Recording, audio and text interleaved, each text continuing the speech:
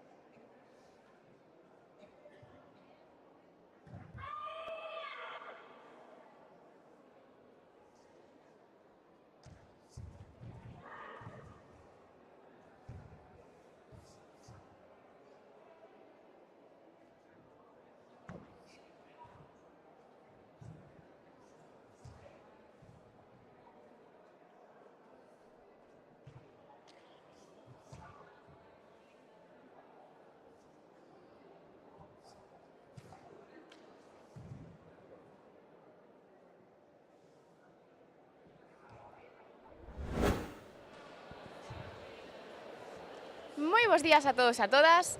Nesta ocasión atopámonos con Manolo Cadramón, xefe do Servizo Provincial de Deportes de Lugo. Moi bons días, Manolo. Hola, que hai? Bos días.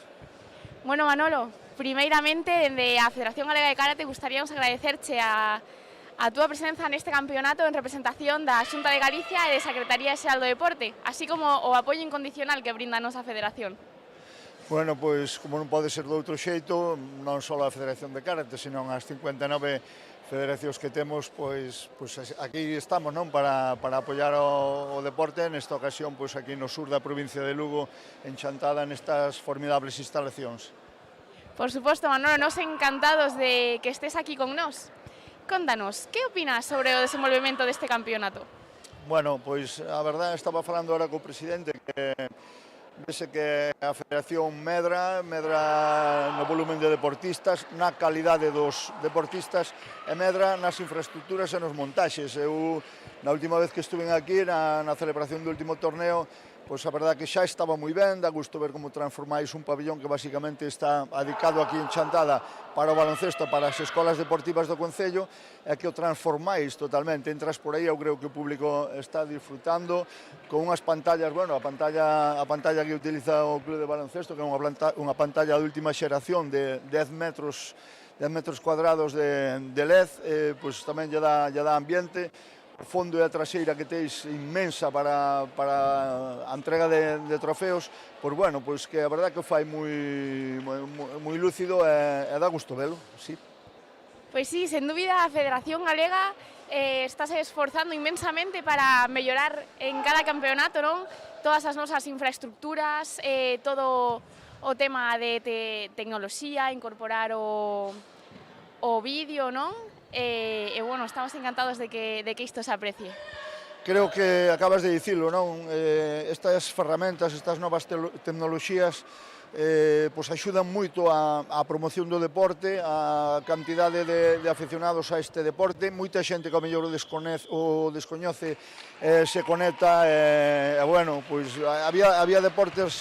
Recordo que cando empezaron a televisar, pois moita xente ao mellor iba tomando un viño coa súa familia ou cos seus amigos, e curiosamente o vían na pantalla e se quedaban enganchados. Eu, concretamente, no tema do fútbol sala me pasaba moito con moitos amigos cando empezaron a televisalo, e bueno, pois que contentísimos de que se sexa. Coa vosa ferramenta, dicíamos o presidente, que o que sí que tenen que ter pois, os técnicos máis preparados. Bueno, pois non hai ningún problema, a Federación está traballando e vemos os chavales aquí cos novos programas que sacan todo adiante sin problema.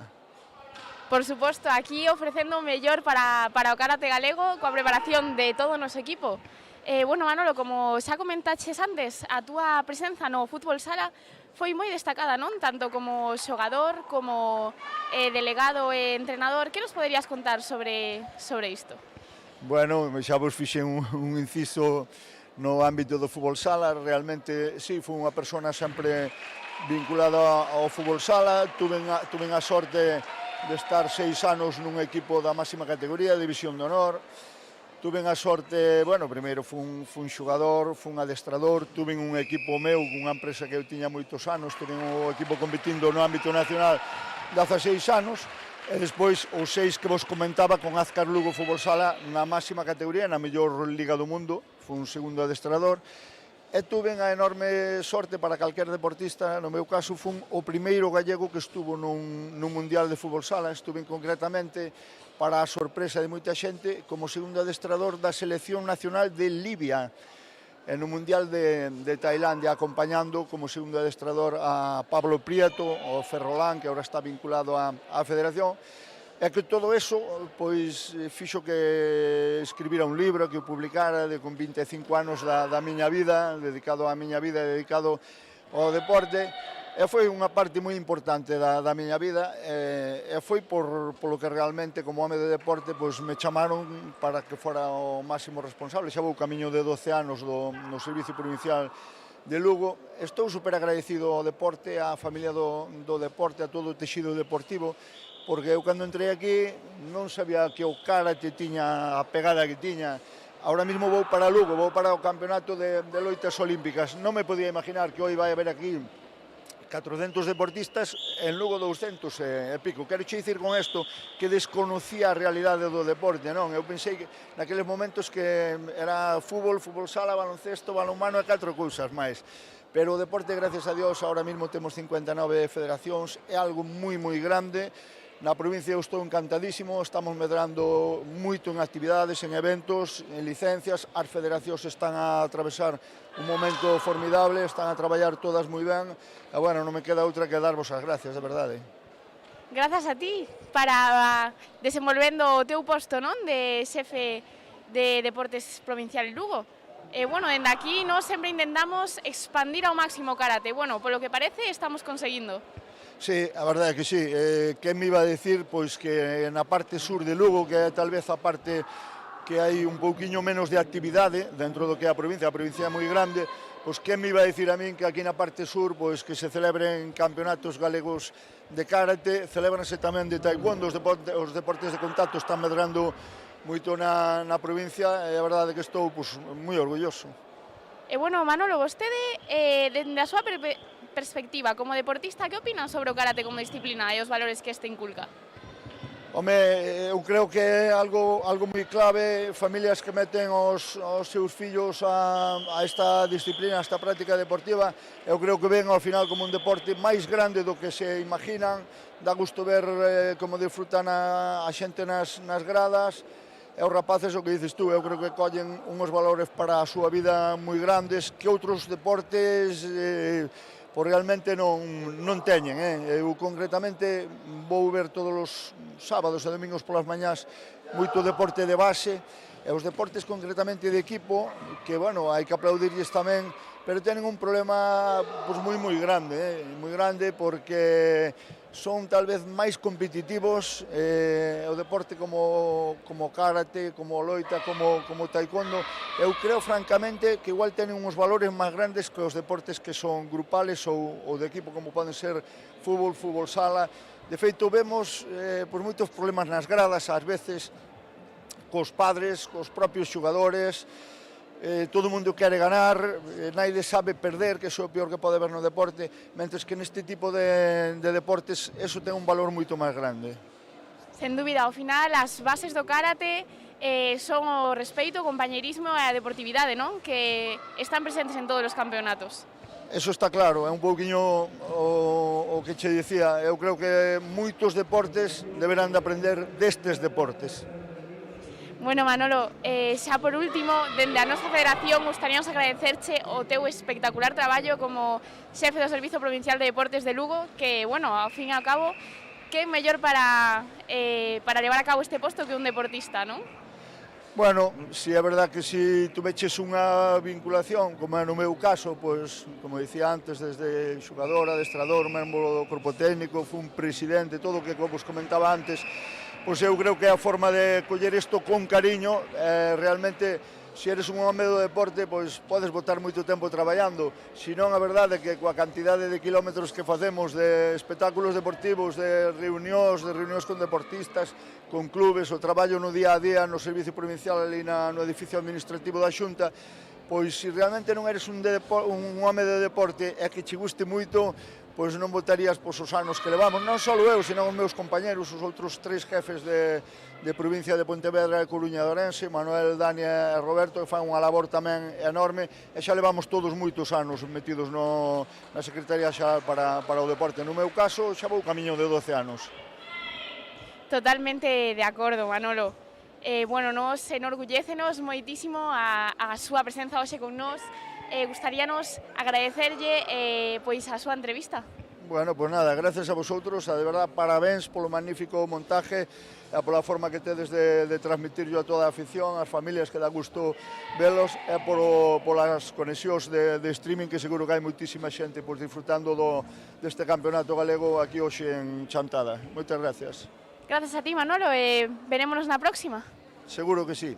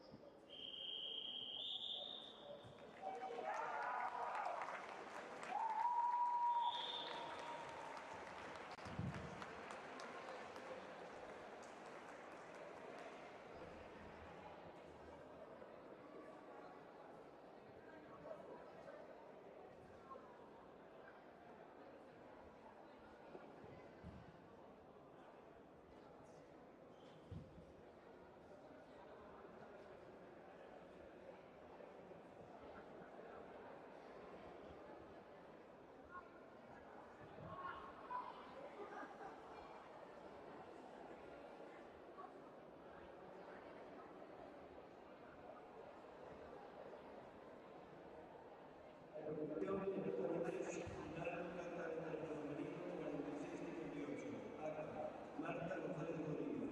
Ava, Eva Fernández Feixóa.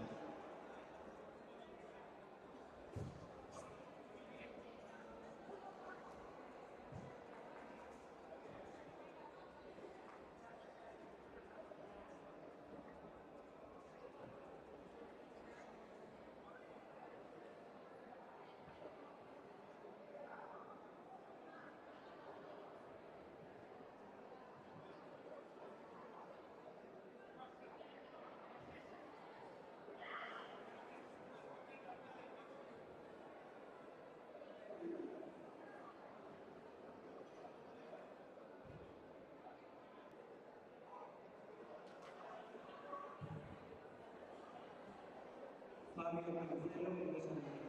Fabio Cancelo, Mesa Central.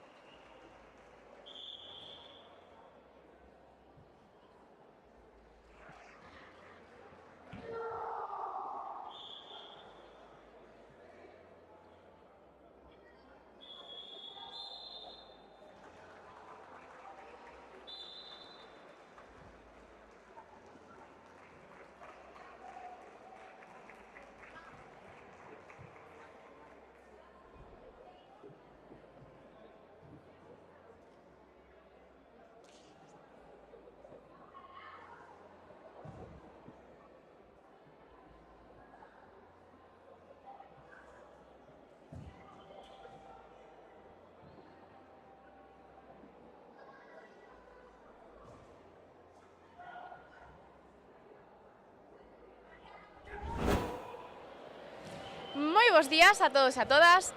Nesta ocasión atopámonos con Belén Vázquez Caseiro, concelleira de Deportes de Chantada. Moi bons días, Belén. Hola, bons días. Bueno, primeiramente, dende a Federación Galega de Karate, gustaríamos agradecerche a túa presenza neste campeonato. Bueno, gracias a vos por traer este evento a Chantada e gracias por invitarme para que esté aquí con vos, lógicamente. Pois sí, xa por segundo ano consecutivo que nos encontramos aquí en Chantada. Bueno, Belén, primeiramente gustaríanos saber se xa coñecías este deporte de antes e que opinas sobre como se está levando a cabo este campeonato? A ver, sobre este deporte, non quero pecar porque tampouco é un deporte que teña moito coñecemento de como se desenvolve, cales son as técnicas, o sea, un deporte que vexo un pouquiño desde fora, pero que me parece super importante, sempre o dixen, porque me parece un deporte super disciplinario e exixente, e pos nenos, eu teño unha nena, e a miña nena foi a karate de pequena, pero bueno, despois cada neno decide que deporte quere practicar ou que é o que lle gusta máis. De feito, a min deume pena que o deixara, pero por eso, porque me parece un super exigente, super disciplinario, que os nenos que maduran moito con este tipo de deporte, parece un deporte super sano, e o vexo así un pouquiño desde fora e digo, bueno, non entendo moito o que están facendo, pero si me parece, entre comillas, moi atractivo. Por suposto, ao final, o noso deporte aséntase sobre as bases dos valores, non? Do respeito, o compañeirismo, a deportividade que se ve en todos os campeonatos reflectido. Pois a ver, para min son os valores primordiales dentro do deporte, tanto o respeto como o compañerismo, como en equipo, porque este deporte tamén se practica en equipo, e xa che digo, todos os deportes que se practiquen en equipo parecenme super imprescindibles para a educación dos nosos nenos.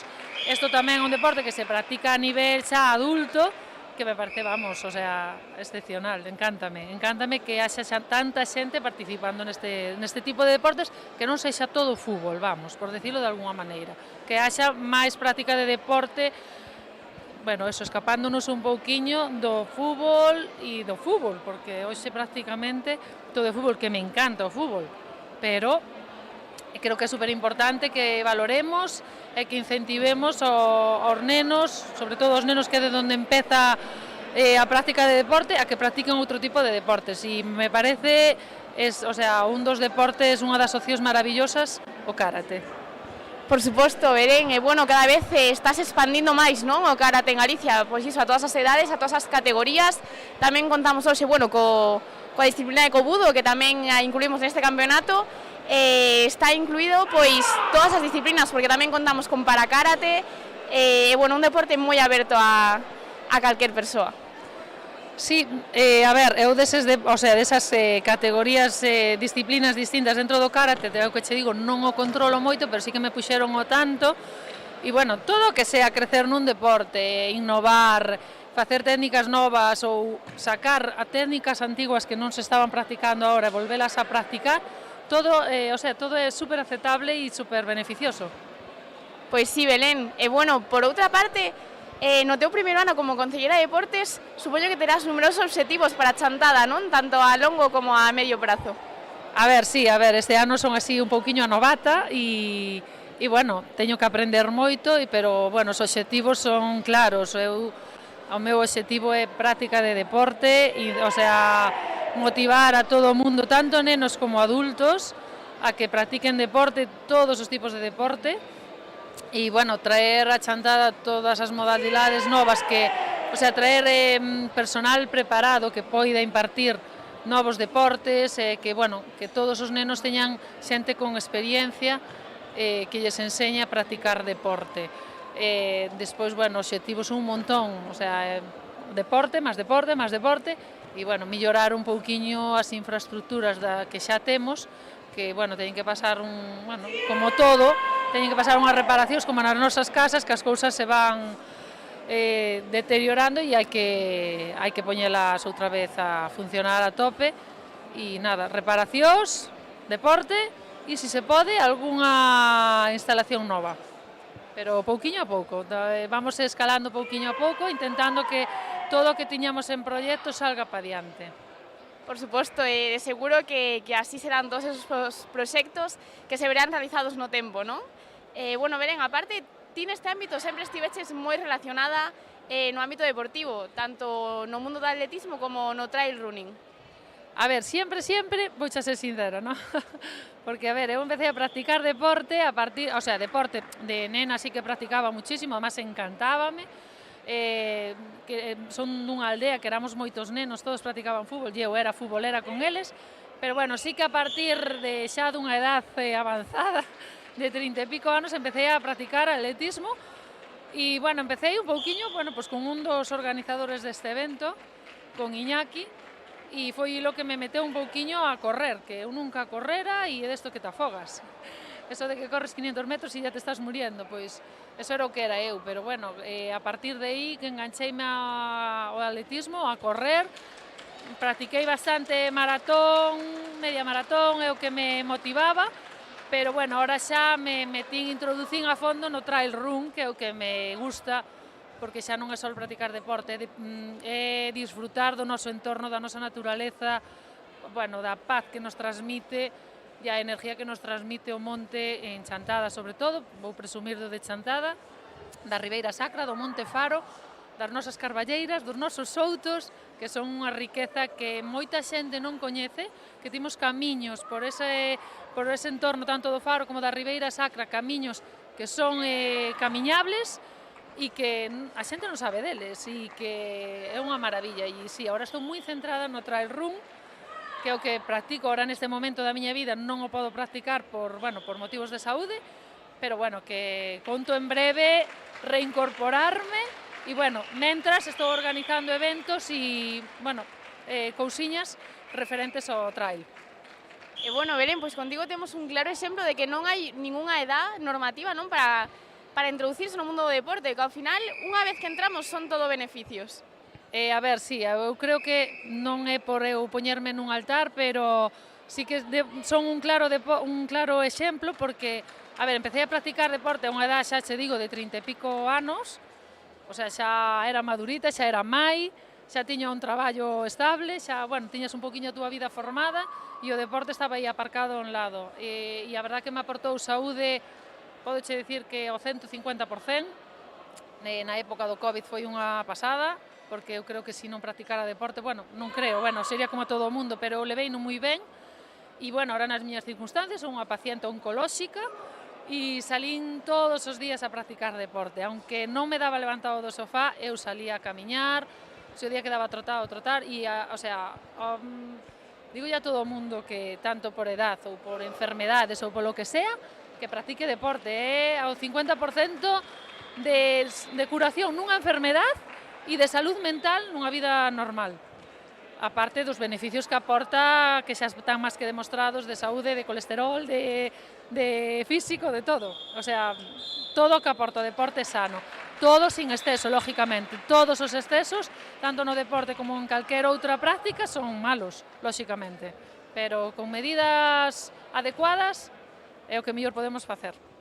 Totalmente de acordo, Belén. Bueno, esperemos que a túa experiencia chegue a moitísima xente dende aquí, porque o deporte é totalmente enriquecedor en todas as facetas da nosa vida.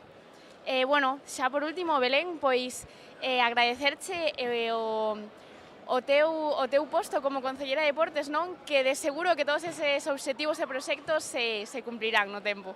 Vámoslo intentar, estamos traballando neso, a ver, é cuestión de traballar, e, bueno, enfocar as cousas con un obxectivo como está, e eu creo que sí, que nestes 3 anos se van a facer moitas cousas que xa se estaban facendo, pero que, bueno, todo se pode mellorar e todo o que sea novedades e cousas novas son boas para os concellos. Estos eventos, a un concello como Chantada, pois aportanlle moitos beneficios a nivel turístico, porque agora o deporte tamén, eu personalmente creo que todo o mundo que fai ou que organiza, que enfoca un pouquiño o turismo tamén. É super importante e sobre todo para os concellos que somos así, de menos población, calquer empuxón de autobuses de xente que veñan ao pobo, pois é enriquecedor, primeiro porque consumen e segundo porque Chantada é moi bonito, lles vai a gustar e van querer volver.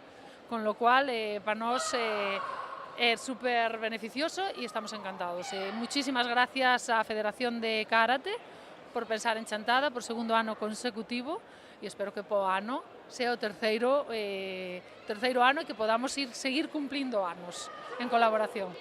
Grazas a ti, Belén, e a Chantada por acollernos sempre tan ben, que bueno, como xa ben dixeches, é o segundo ano consecutivo e de seguro que voltaremos aquí un terceiro. Eso espero. Eu, por miña parte, o sea, van ter toda a colaboración que necesiten e, bueno, vexo que non necesitan moita porque son moi válidos e simplemente necesitan o noso apoio e, bueno, as instalacións, pero, bueno, está moi ben organizado. Gústame moito como montan, está estéticamente chama muchísimo a atención e xa che digo, para min, que non son coñecedora a fondo deste deporte, estou encantada. O sea que po ano nos vemos aquí outra vez, en Chantada. Pois moitísimas grazas, Belén, e moitísimas grazas pola túa entrevista. Nada, graciñas a ti e a vos todos. Graciñas.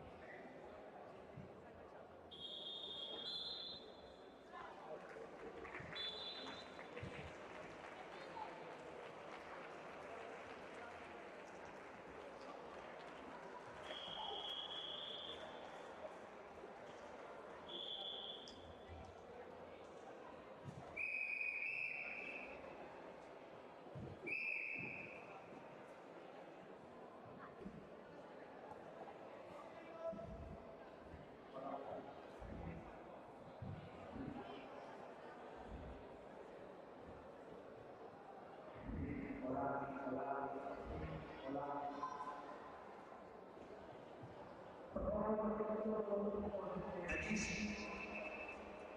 Sí. Por favor, todos los medallistas sitúense ao lado do podio. Todos os medallistas sitúense ao lado do podio.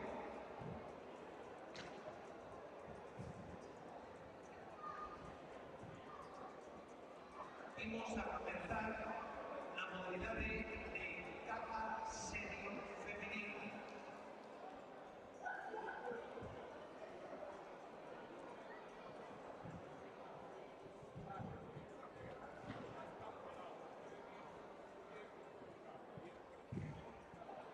Preparados, Paula Ramos, Emilia Montes, Emilia Lorenzo, Carmen Ortega. Por favor, sitúense no podio.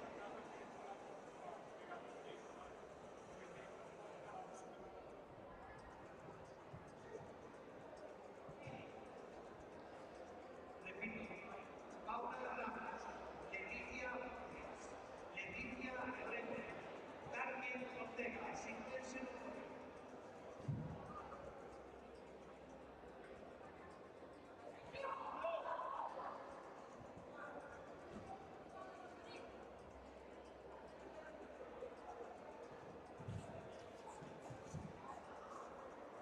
A continuación pasamos a entrega de medallas, modalidade de cata senior femenino.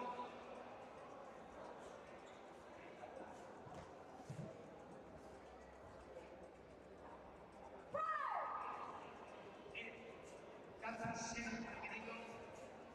Entrega Benito Terceiro de Lleida de Deportes do Concello de Chantada.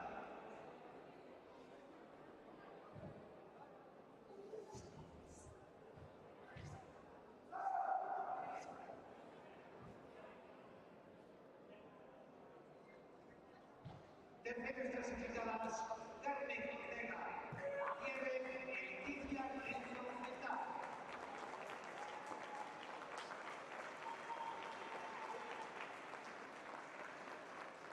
Segunda clasificada y subcampeona, Leticia Renzo. En primera clasificada y campeona galega, Paula Ramos.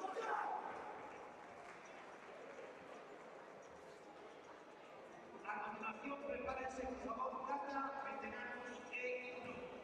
Masculino, David Saavedra, Alejandro Gil, Ezequiel Martini y Alberto Purín.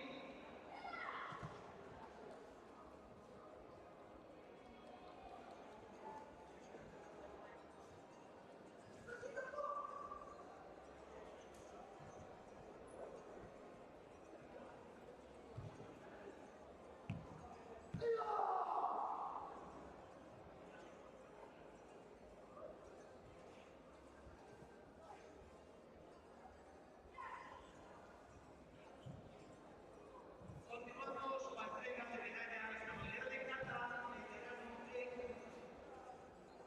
Entrega nuevamente de Lefa José, consellera de Deportes do Concello de Chantada. Tercero clasificado para Alberto Purín Raina e Ezequiel Martínez Nicolás.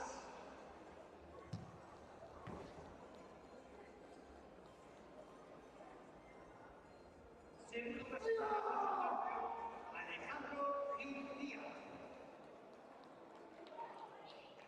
El primer clasificado en la carrera, David Saavedra Sánchez. Preparados, cata veterano E1 femenino. Noelia Cortiñas, Cristi Sedimán, Eva Añido y Bea Pinto.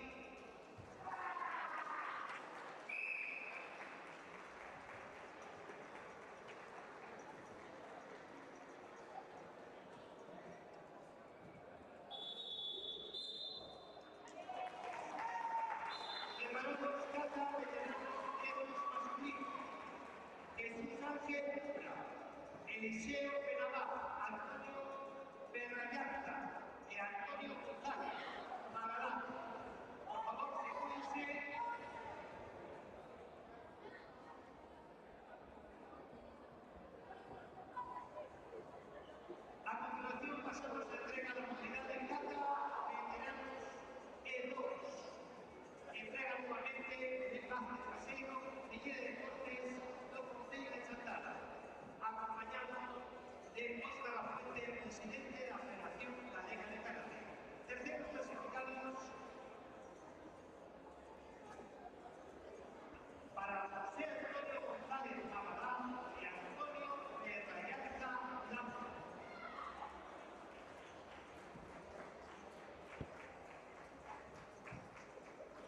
segundo clasificado y subcampeón, Eliseo Penabal Fernández.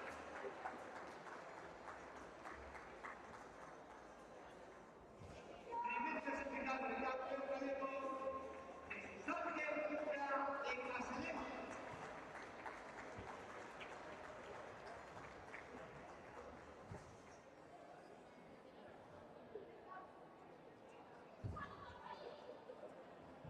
Preparados, Cata Veteranos Lemos, femenino, Marta González, Eva Fernández, Paula Vilarillo y Sonia Vázquez.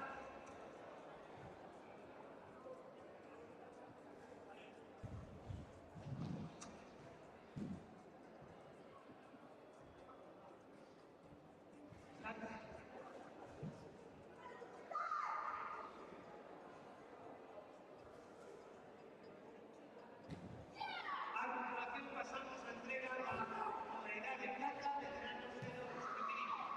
Terceros puestos de bronce para Sonia Vázquez Rodríguez y Paula Vilarillo Peña. Segunda clasificada es subcampeona galega Eva Fernández Insua. En primera clasificada es campeona galega Marta González Rodríguez.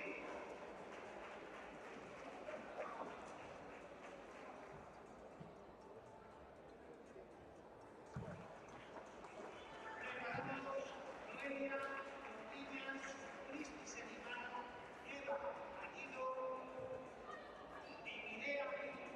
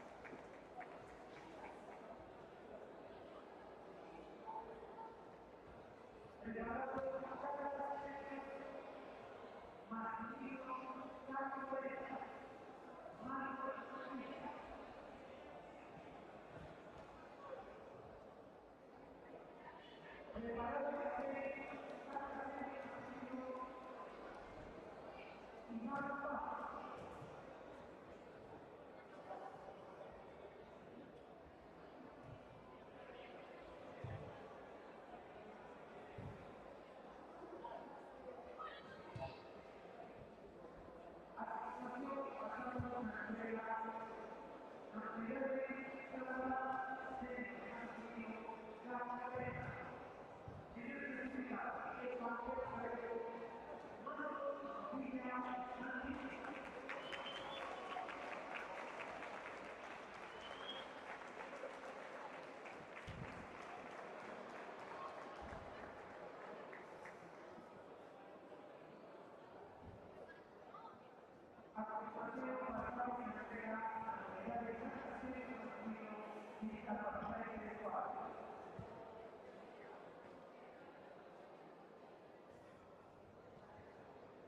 Terceras clasificadas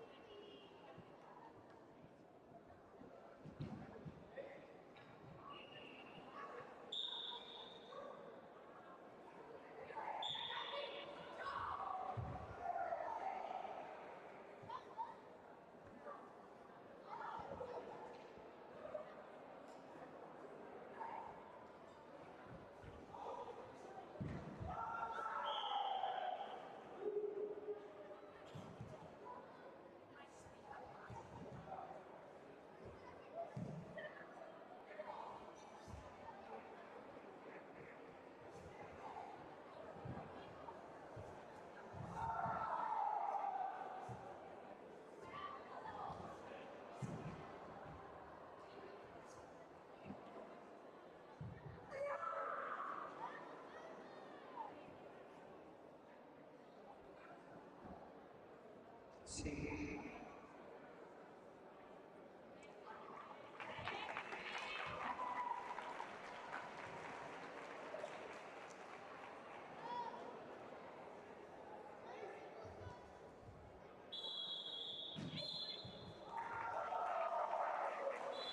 Sí, todos los medallistas.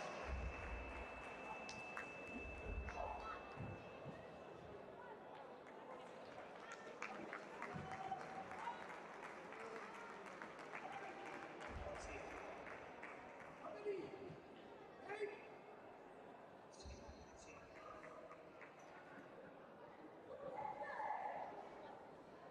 sí.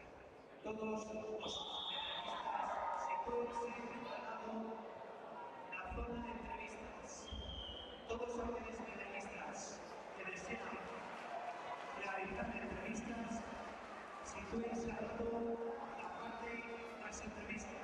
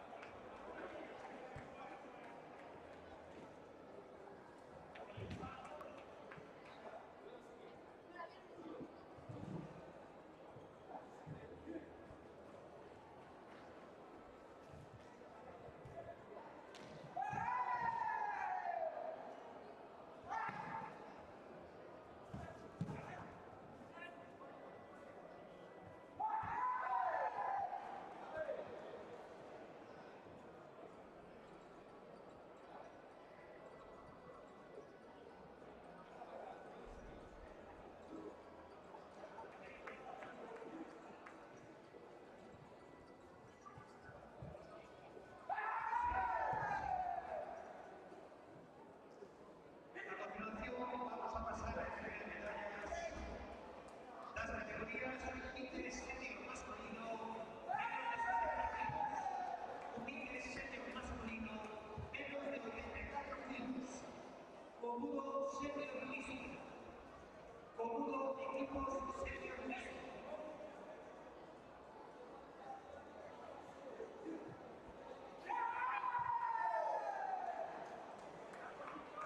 Inter Senior masculino, más de 84 kilos. Inter veterano femenino,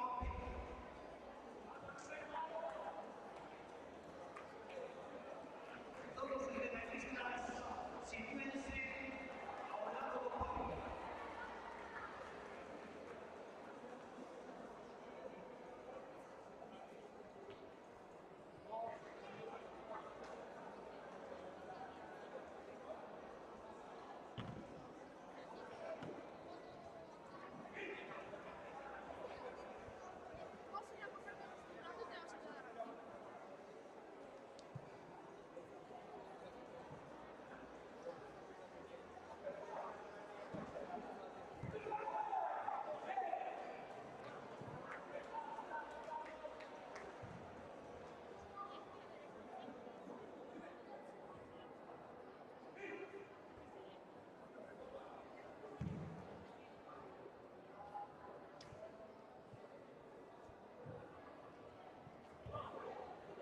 Repito, comudos equipos senior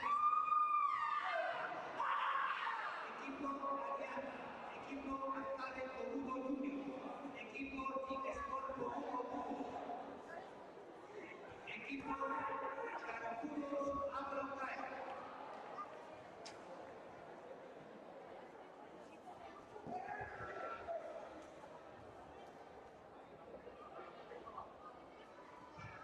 Comudo Senior Mixto, David Rodríguez Negro, Cristina Seguimar, Diego Montero Macente, Esther Rosa.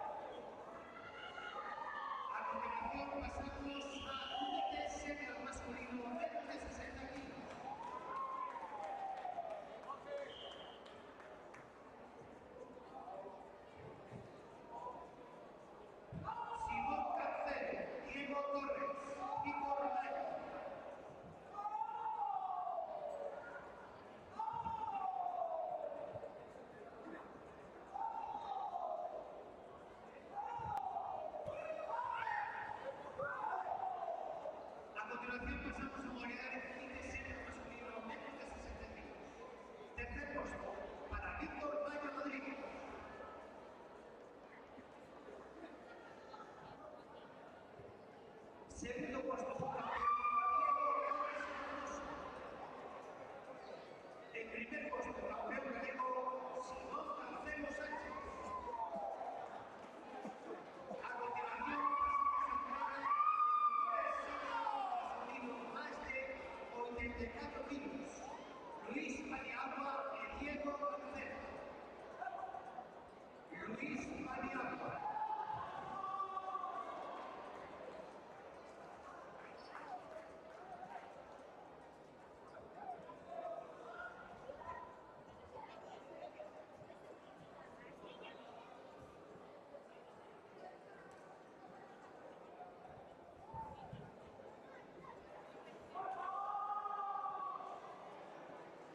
A continuación, pasamos a entregar la modalidad de compite ser masculino más de 84 kilos.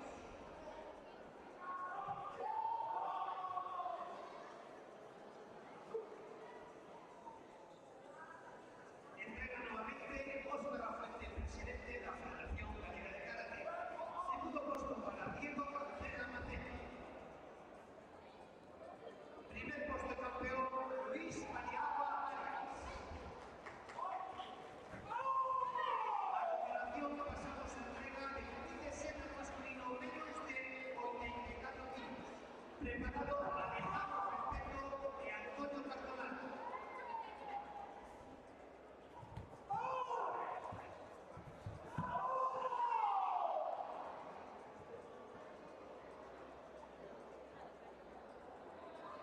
Alejandro Ferpeto.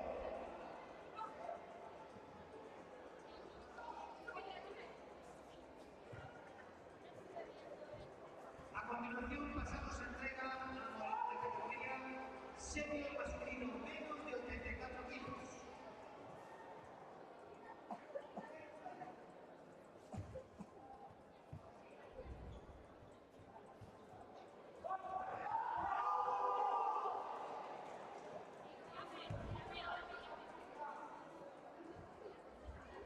Segundo puesto, nuestro campeón galego Antonio Cardonal Blanco.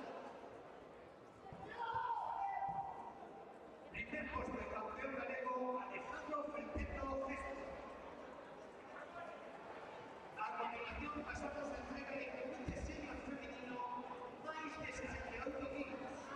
Lucía Guerrero, Alba Rocha, Cristi Setinar Torres, Mónica Valentina Siegel.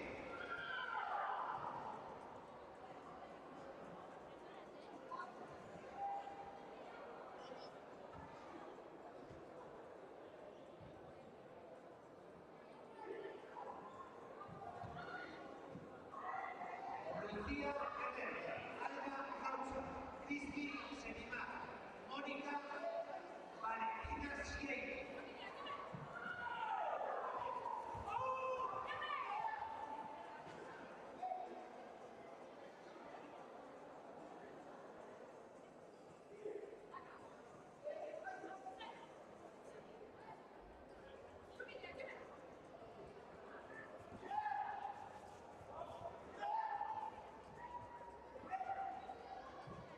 Alba Rocha, por favor. Mónica Valentina Siegel. Lucía Guerrero.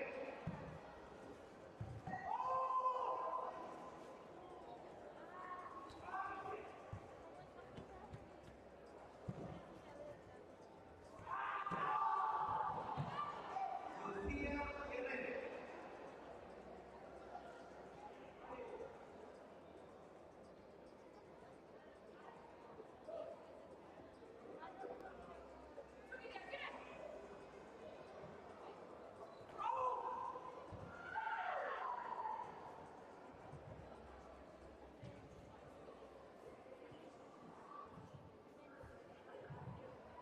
A continuación pasamos a entrega de las medallas de la modalidad de compite senior femenino más de 68 kilos. Terceros puestos para Mónica Valentina y Rodríguez y Cristi Setinar Velasco.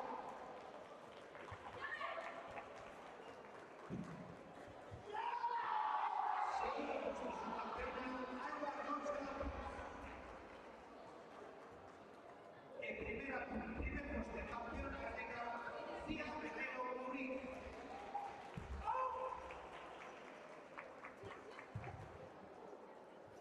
Pasamos a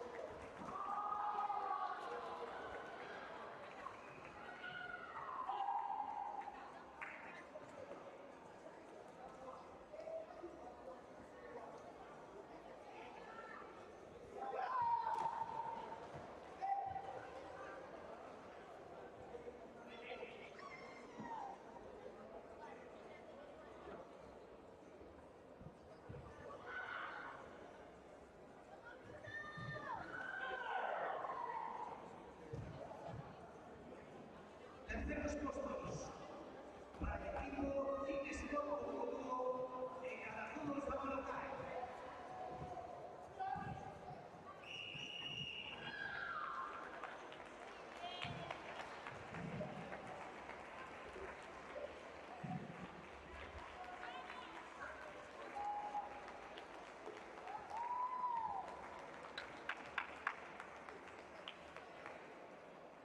Segundo puesto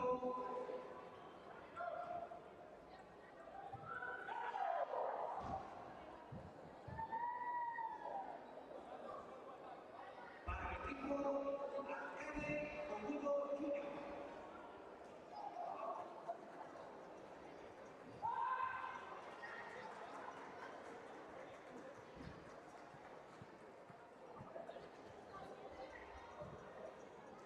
El primer equipo en campeón galego o equipo llamado Ariana.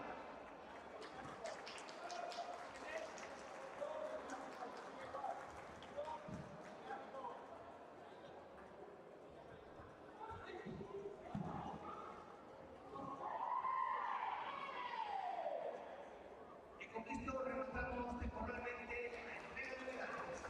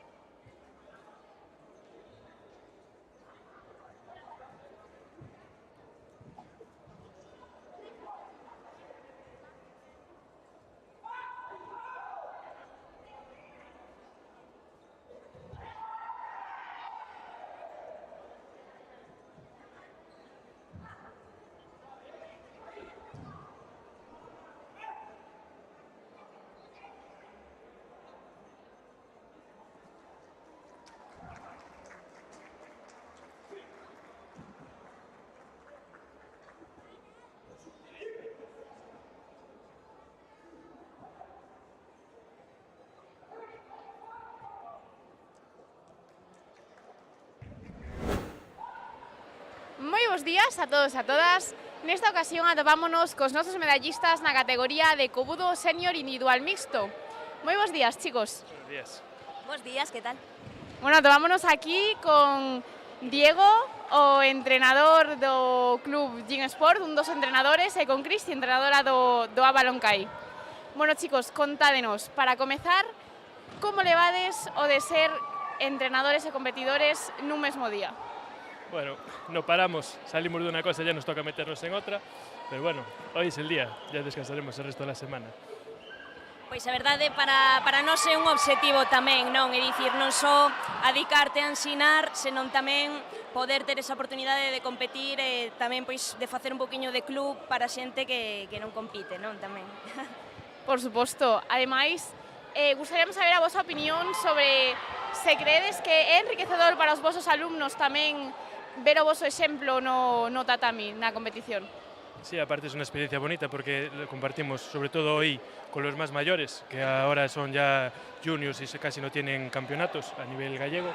Entonces es una experiencia divertida, traigo también una madre de una alumna, entonces es un campeonato distinto. Sí, a verdade que eu estou un pouco de acordo con Diego porque ao final este é un campeonato moi familiar, non? É dicir, é un campeonato onde compiten as persoas maiores ou competidores de toda a vida que xa pasan de categorías e tamén os máis pequeniños nos poden ver así como este referente que podemos dar, non? Que os profes tamén competimos e tamén facemos deporte, non? Non só nos dedicamos a dar aulas. Totalmente de acordo, chicos. Ao final este campeonato está aquí para unirnos a todos, non? Para aprender moito uns dos outros. Sí, estoy totalmente de acuerdo. Eu a verdade é que aprendo moitísimo vendo os compañeiros e as compañeiras competir, sempre estou agradecida de poder enfrentarme a eles e de disfrutar sobre todo. Despois de todos os anos que levades no mundo da competición, se tiveras que destacar un aspecto positivo dela, cal credes que sería? Una, el aspecto físico, ¿vale? Porque hoy en día creo que hay muchos chavales, sobre todo, que casi no practican deporte.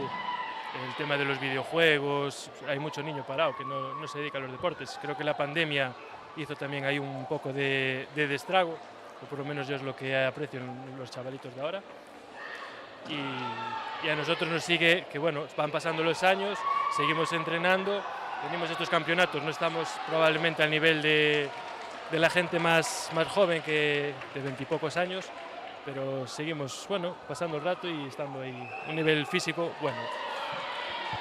Para nós este campeonato é sobre todo superación, non? É dicir, esa oportunidade que ti podes ter para superarte a ti mesma, superar os medos, enfrentarte quizáis con 40, 50 anos por primeira vez, tocar un tatami delante de 100 persoas, pois para nós é un traballo de superación tamén. Pois sen ninguna dúbida, chicos.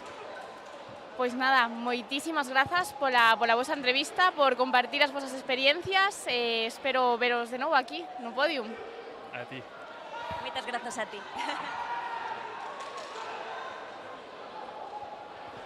Perfecto, chicos, muchas gracias. Chao, chao.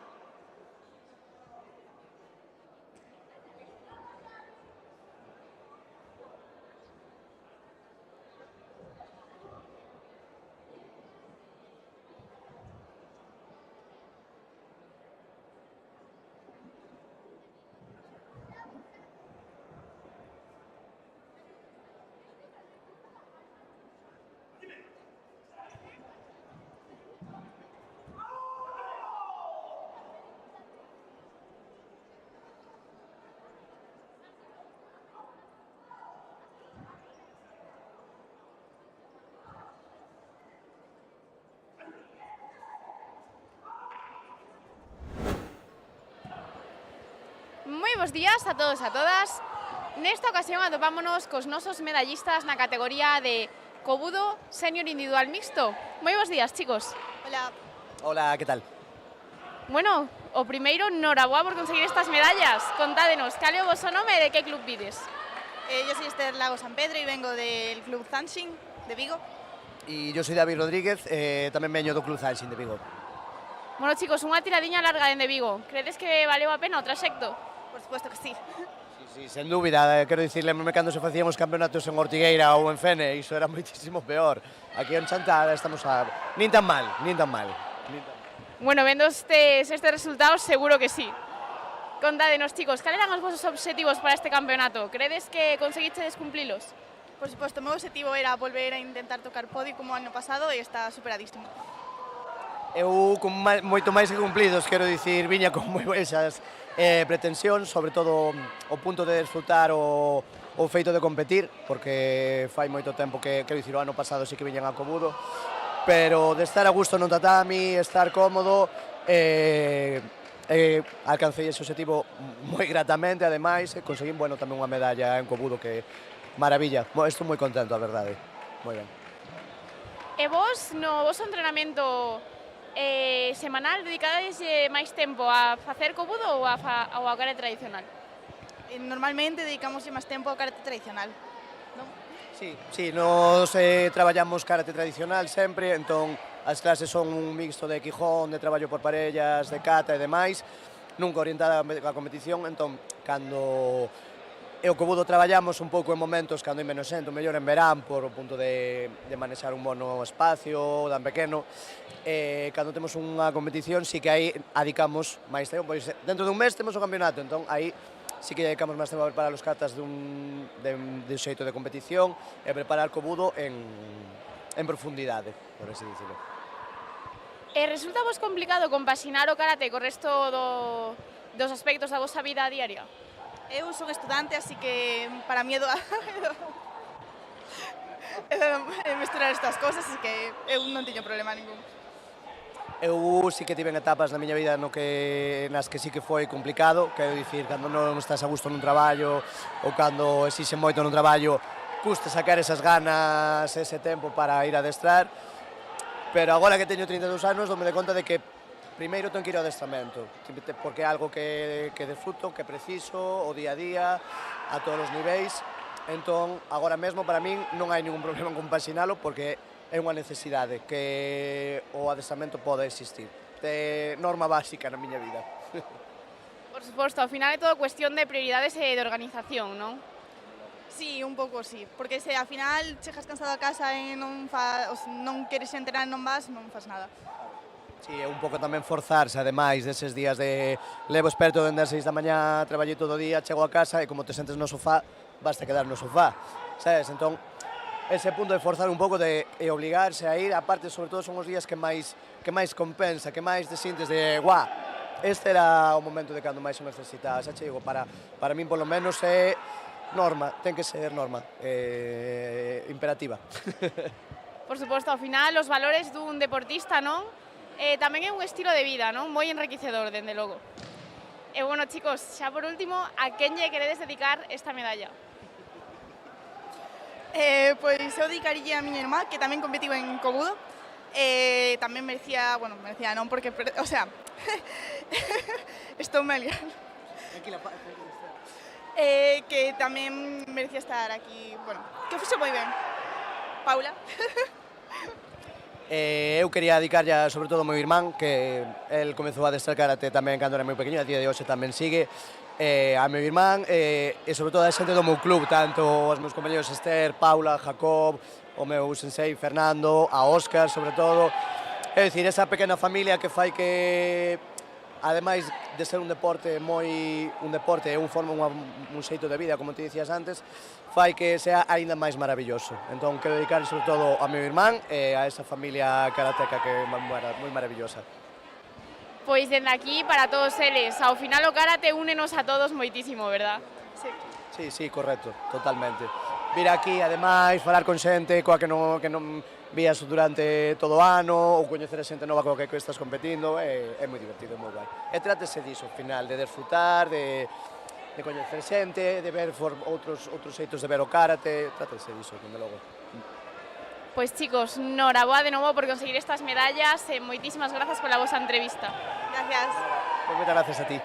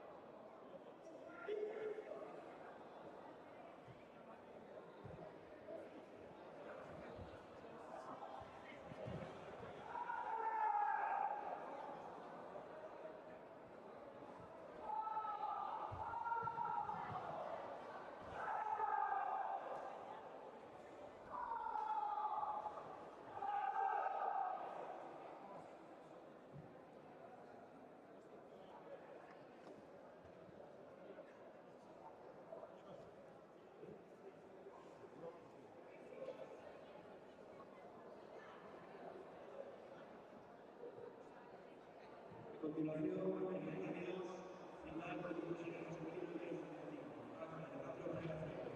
Aliado García José.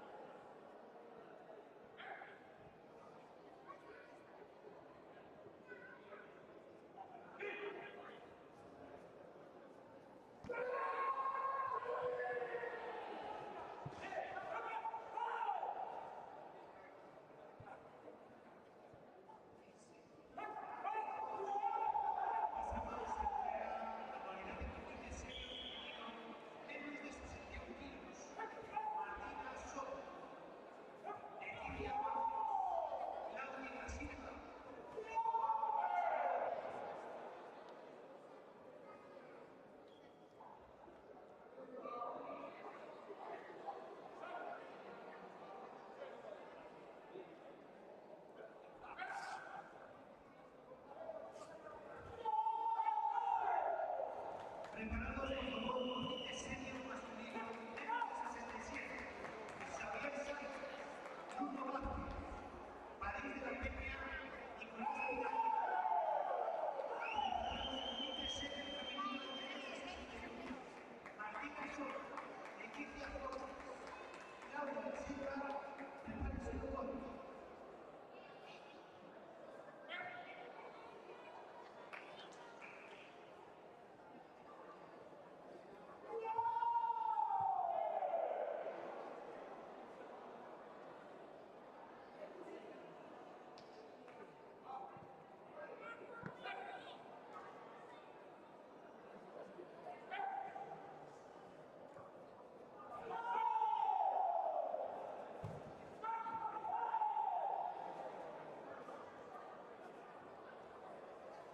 Pasamos a entregar las medallas de unidad y deseo menos de 60 kilos. Tercer puesto para la Claudia da Silva Lara. Segundo puesto campeona Leticia. En primera clasificada de campeona galega Martina Soto Vidal.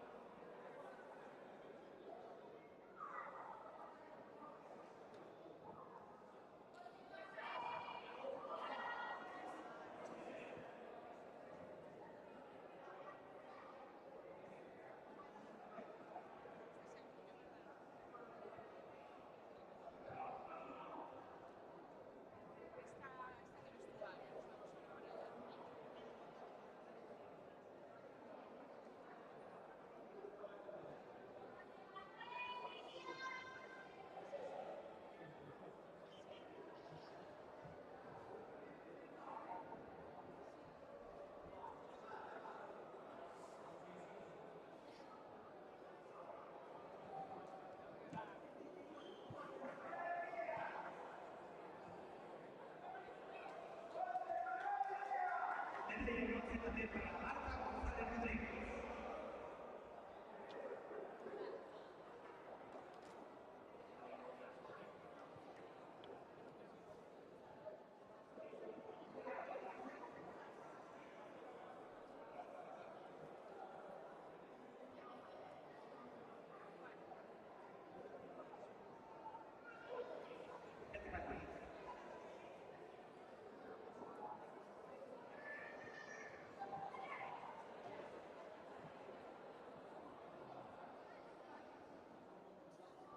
A continuación pasamos a manera de comité senior masculino menos de 67 kilos.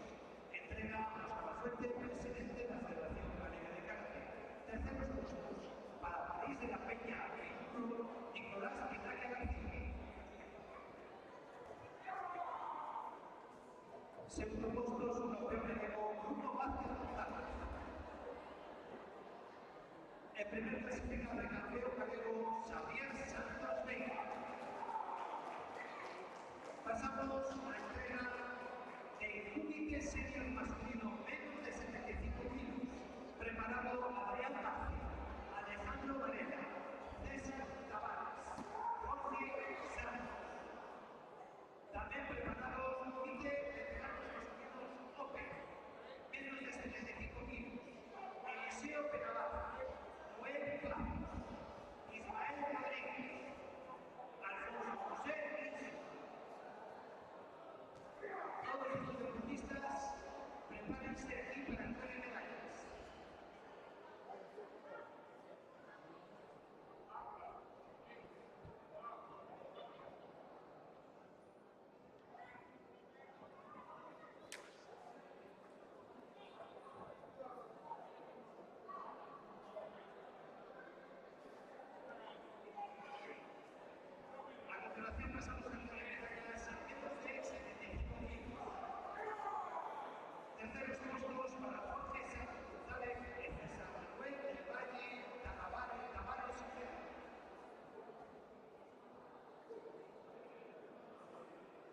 Segundo clasificado Alejandro Varela Freire.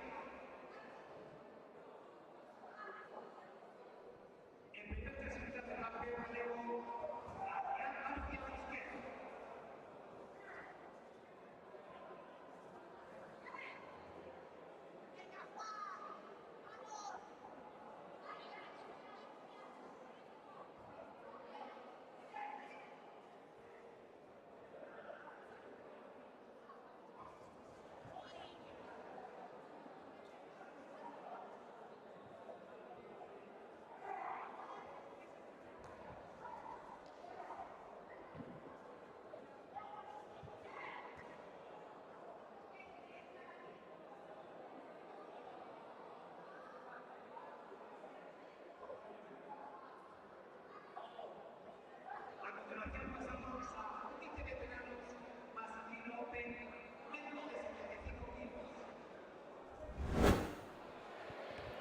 Moi bons días a todos e a todas.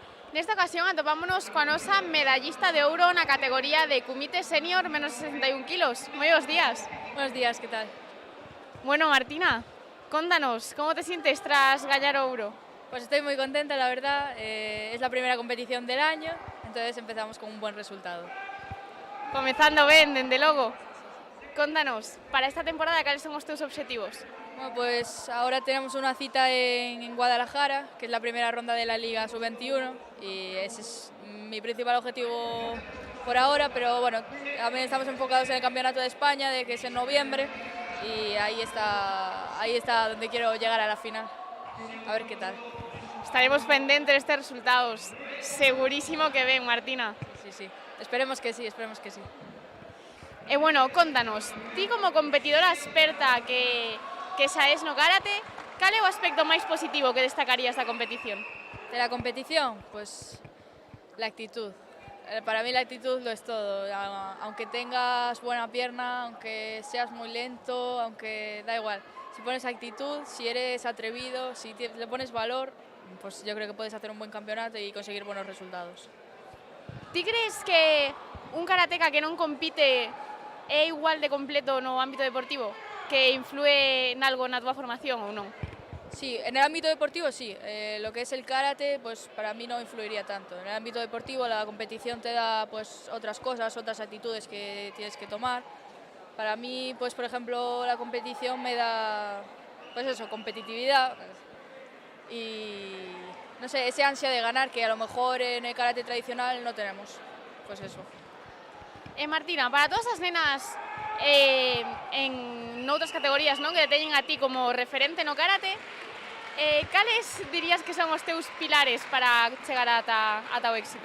Pues mi pilar es la gente que me acompaña, la gente que entrena conmigo, a mi club, a Carmelo, a Ruth, a Óscar y a todos ellos. El pilar fundamental es la gente con la que entrenas, porque al final son los que te van a llegar hasta la cima.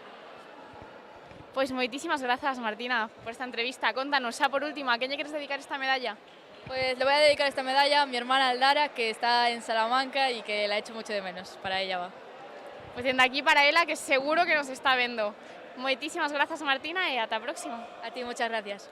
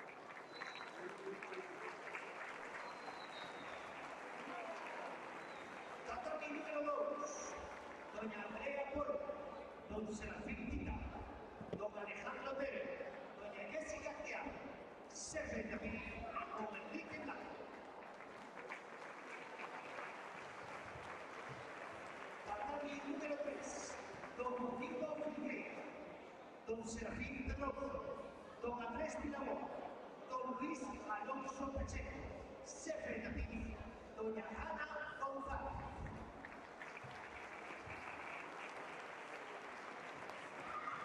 E como no, demos a benvida a nuestro mestre de ceremonias, Michiño.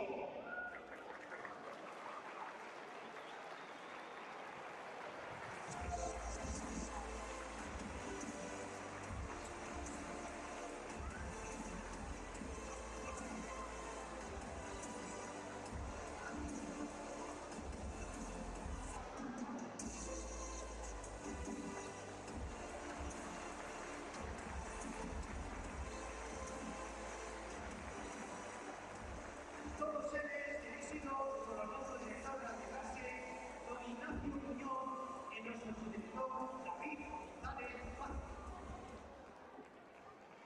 Árbitros, competidores, Suyachi, Sobri, Ren, Otay, Ren. Muy buenas tardes, disfruten de la jornada, suéltalos, suéltalos.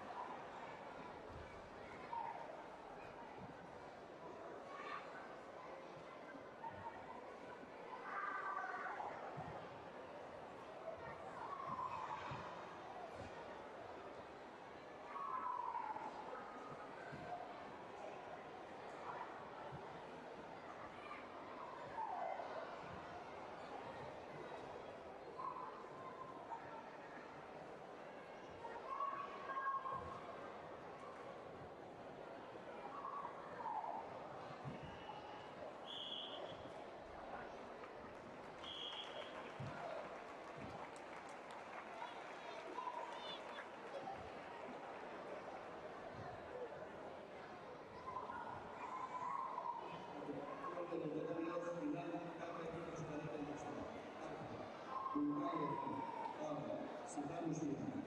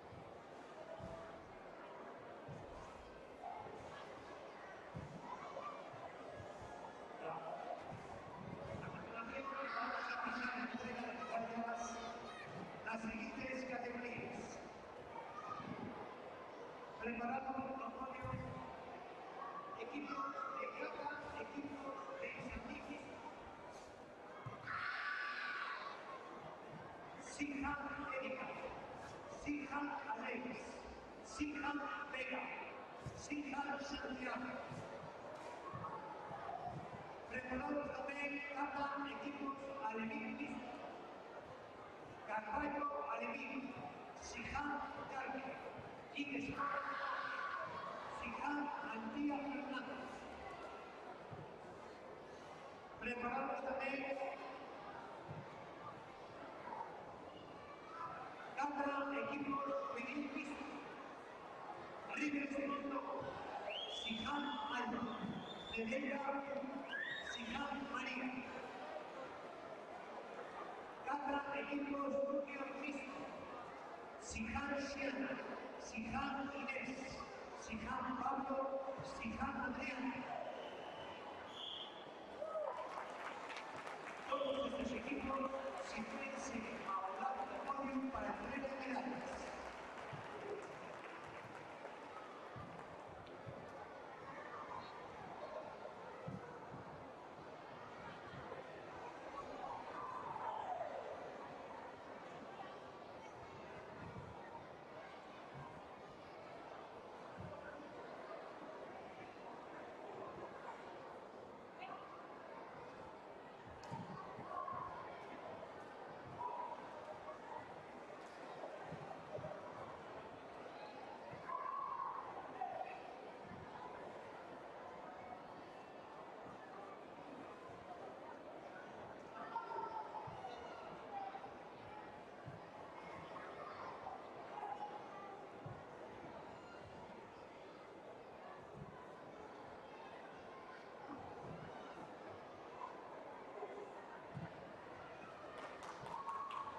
Sihan Alex, Sihan Erika, por favor, sitúense a un lado del podio.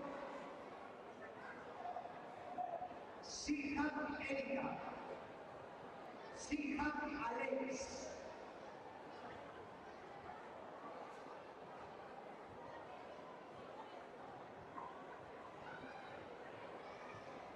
A continuación pasamos a entrega de medallas la categoría de cada equipos Benjamín Mixto.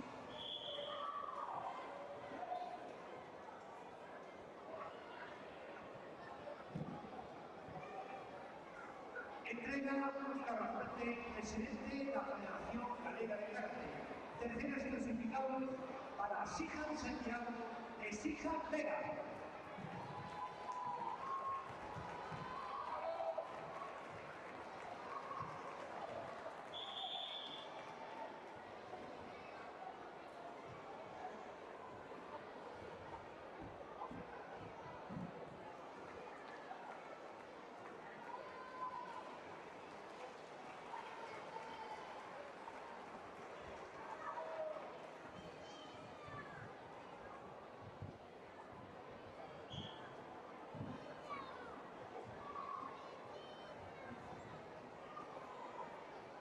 Segundo clasificado su campeón, Sihan Alex.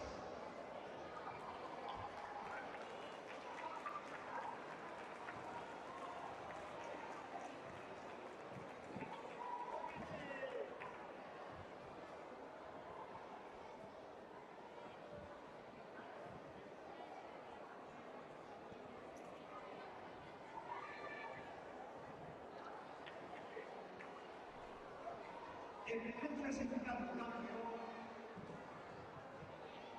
Sihan Erika.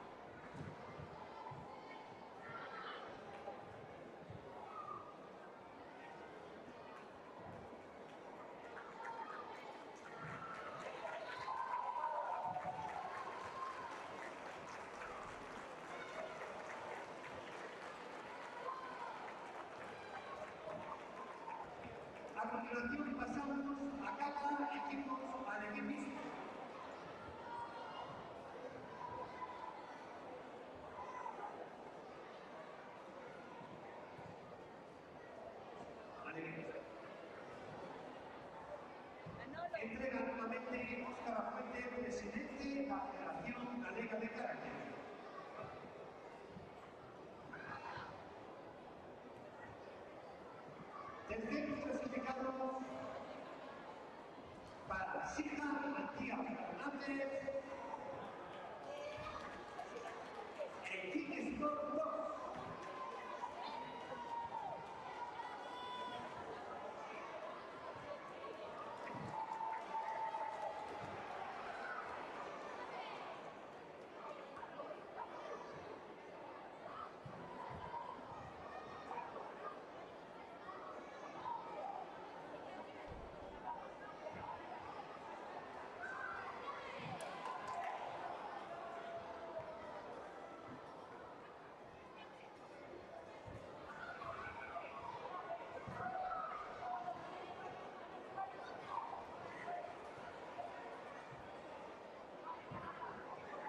Segundo puesto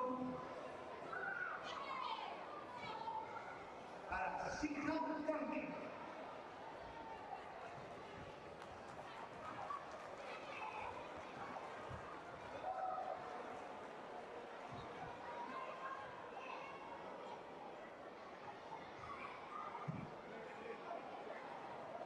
El primer puesto de campeón, Carvalho Ademir.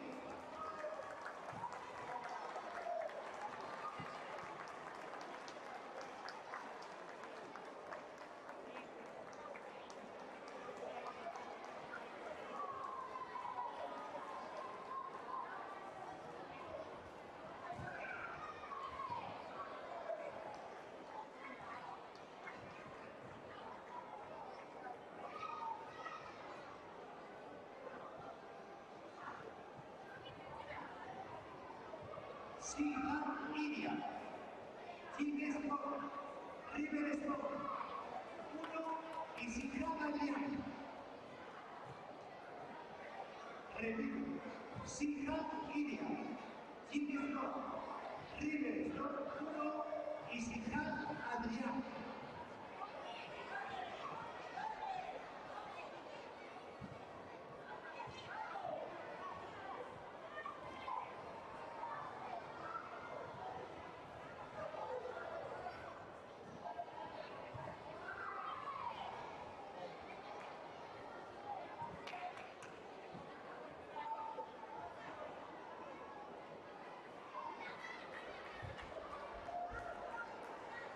Sija Iria.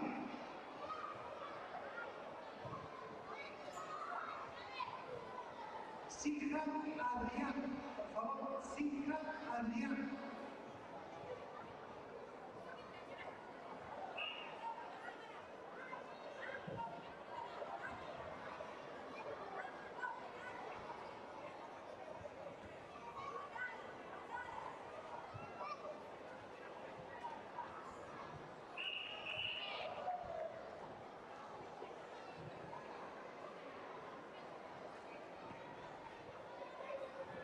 Sija Adrián.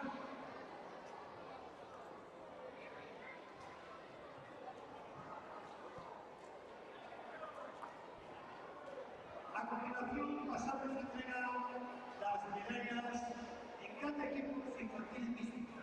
Entrega nuevamente Carlos Fuente, presidente de la Federación Galega de Karate. Terceros puestos para Sija Adrián, el River Sport.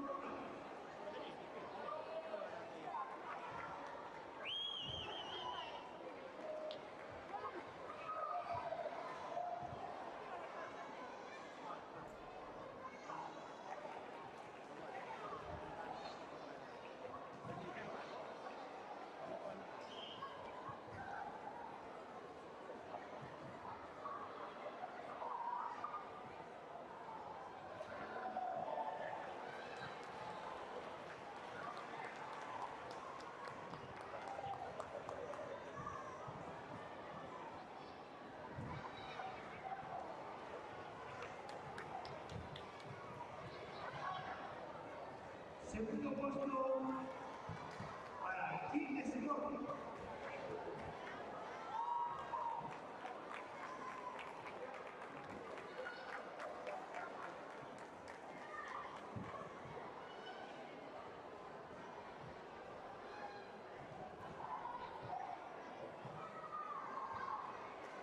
El primer puesto, el campeón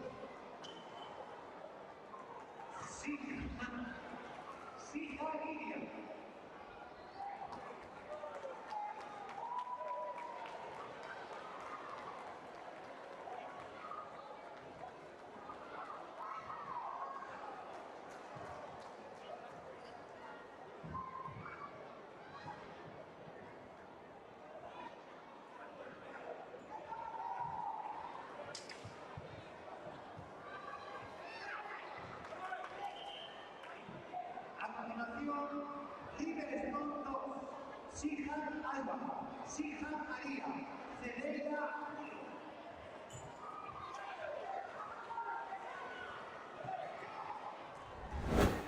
1. Moi boas tardes a todos e a todas. Nesta ocasión atopámonos coas nosas medallistas de ouro na categoría de kata alevín mixto por equipos. Moi boas tardes, chicas. Moi boas tardes. Grazas. Contádenos, cal é o voso nome e de que club vides? Eu son Daniela e venimos do Club Carballo. Eu chamo Maldara e veño do Club Karate do Carballo. Eu chamo Isabela e veño do Karate Carballo. Bueno, chicas, o primeiro darvos a noraboa a todas por conseguir estas supermedallas e este super trofeo. Contádenos, para vos foi unha sorpresa conseguir isto? Sí, porque é o noso primer campeonato por equipos e non nos esperamos isto. O mesmo que Daniela. Para min foi unha sorpresa porque pensaba que non iba a ganar. Carai, chicas, para ser o primeiro campeonato por equipos fixeches a todas xenial. Noraboa. Bueno, chicas, de todas as catas que fixeches, cal credes que foi a que mellor vos saiu? A final, porque non salió moi ben. Eu creo que Giannidan. Eu creo que Giannidan. E a quen lle vamos a dedicar esta medalla? Eu a toda a miña familia, que me dá moito amor. Eu, a mi chiño, a miña nai, a miña irmán e a miña nai, e a meu pai. Eu, a meu irmán e aos entrenadores. Pois dende aquí para todos eles, que seguro que nos están vendo dende casa. Moitísimas grazas pola entrevista, chicas, e noraboa de novo. Moitas gracias. Moitas grazas. Moitas grazas.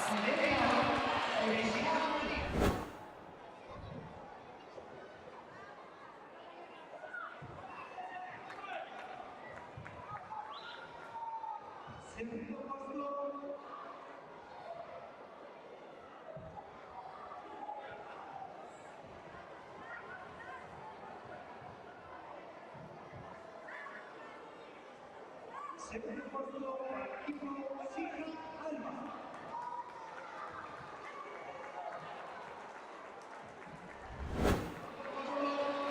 Moi boas tardes a todos e a todas. Atopámonos coas nosas medallistas de ouro na categoría de kata alevín mixto por equipos. Moi boas tardes, chicas. Buenas. Buenas. Contádenos, cal é o voso nome e de que club vides? Celtia. Aroa.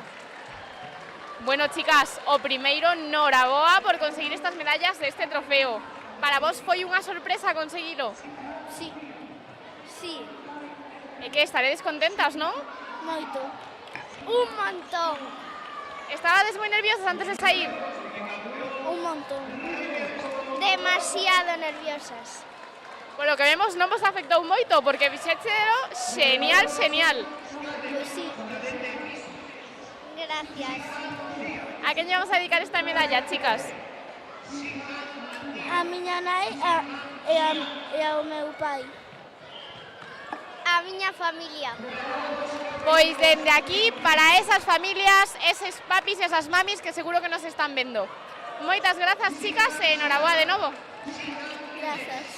Gracias.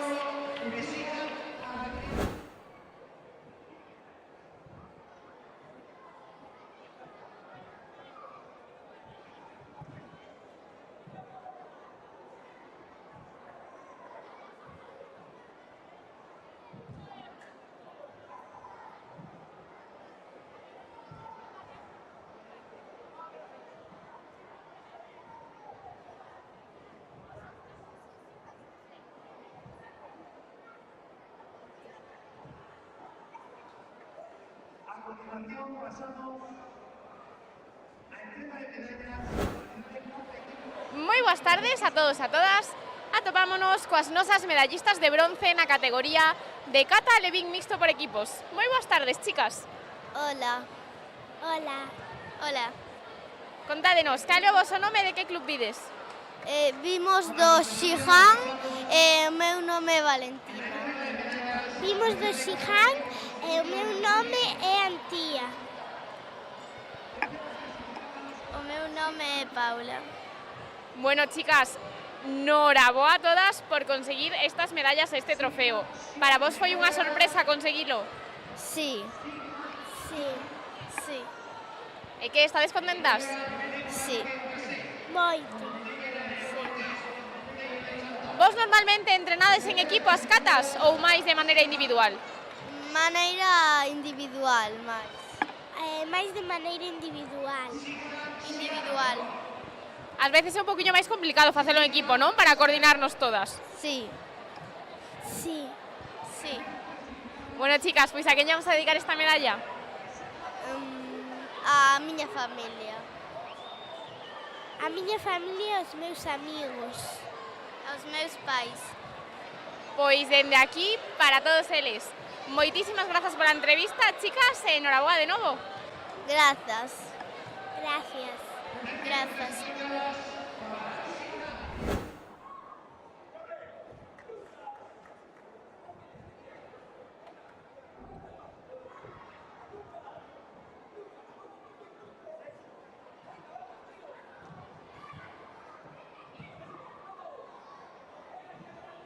Segunda clasificada, Fija Inés.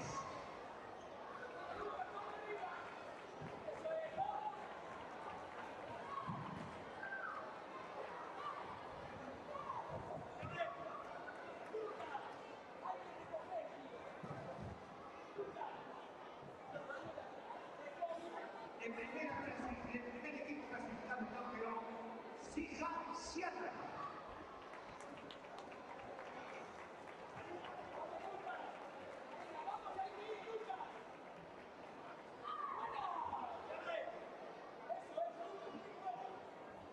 Preparando Fija María. Desde Pillaras. Ensalada mixta en el sitio.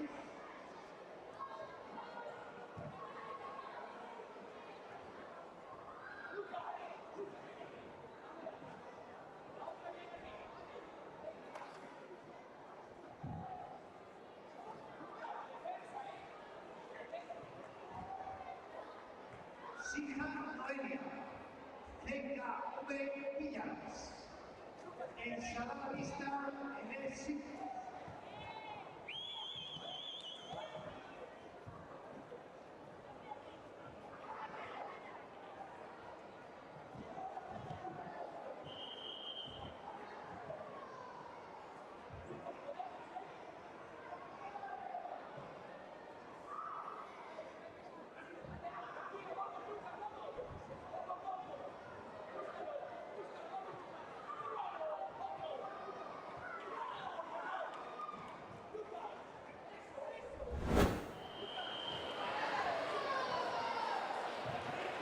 Moi boas tardes a todos e a todas.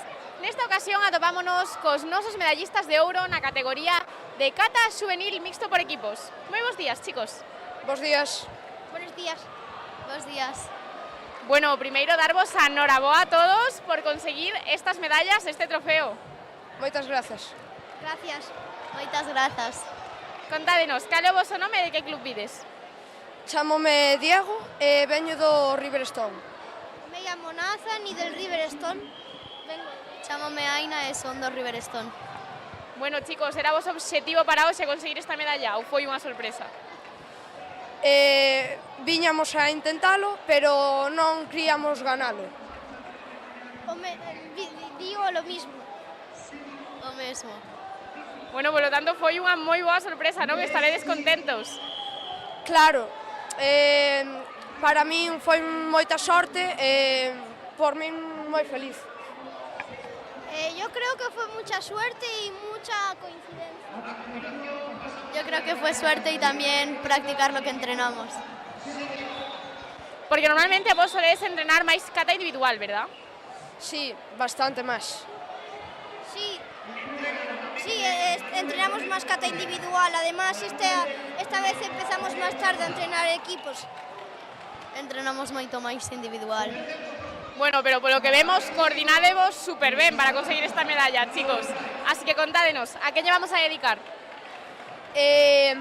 Ao coach que estuvo con nós, a toda a miña familia e a un compañeiro de entrenamento meu que, por casualidade, quere deixar karate para apoialo para que non o deixe. A mi padre, a Nico por no habernos dejado nunca, a mi familia y a mis amigos del cole. Ao meu compañeiro Héctor, aos meus pais e as miñas dous avoas. Pois dende aquí, para todos eles, para ese compañeiro que se nos está vendo, non deixes karate, por favor. Desde aquí apoyámoste todos. Moitas grazas, chicos, e enhorabuá de novo. Grazas a ti. Gracias a ti. Gracias a ti.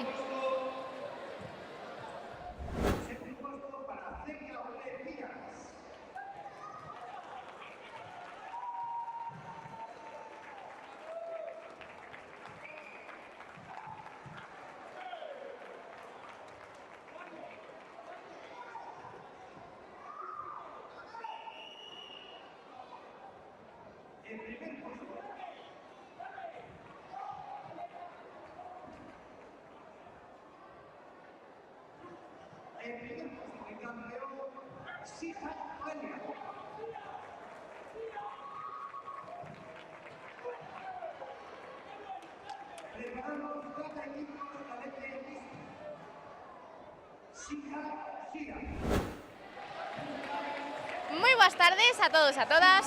Nesta ocasión atopámonos cos nosos medallistas de bronce na categoría de kata alevín mixto por equipos. Moi boas tardes, chicos. Hola. Moi boas tardes. Moi boas tardes. Contádenos, cal é o voso nome e de que club vides? Ariadna Ginesport.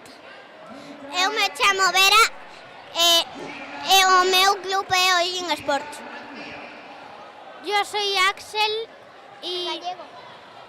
Eu son Axel e meu equipo é o Ginesport.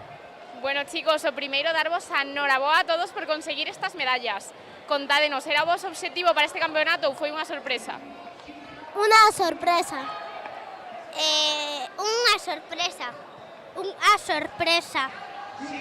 E de todas as catas que fixeches, cal crees que foi a que mellor vos saiu? Hanidan. Hanidan. Hanidan. Bueno, polo que vexo estades todos de acordo. Sí. Credes que é moi complicado coordinarvos para facer as catas en equipo ou é máis fácil que no individual? É máis fácil individual. É máis fácil individual. É máis fácil individual. Eu non sei. Bueno, chicos, pois contádenos. Cando soledes entrenar no voso gimnasio, entrenades moito por equipos? Sí. Non. Sí. Bueno, Ariadna, e por aquí, xa sabemos que estiveches en diversas ligas nacionais. Que tal foi a túa experiencia por España? Hacerlo lo mejor posible y eso es todo. Bueno, chicos, ¿a quién vamos a dedicar esta medalla? ¿Qué? ¿A quién le dedicamos la medalla? A mis abuelos, a mi familia,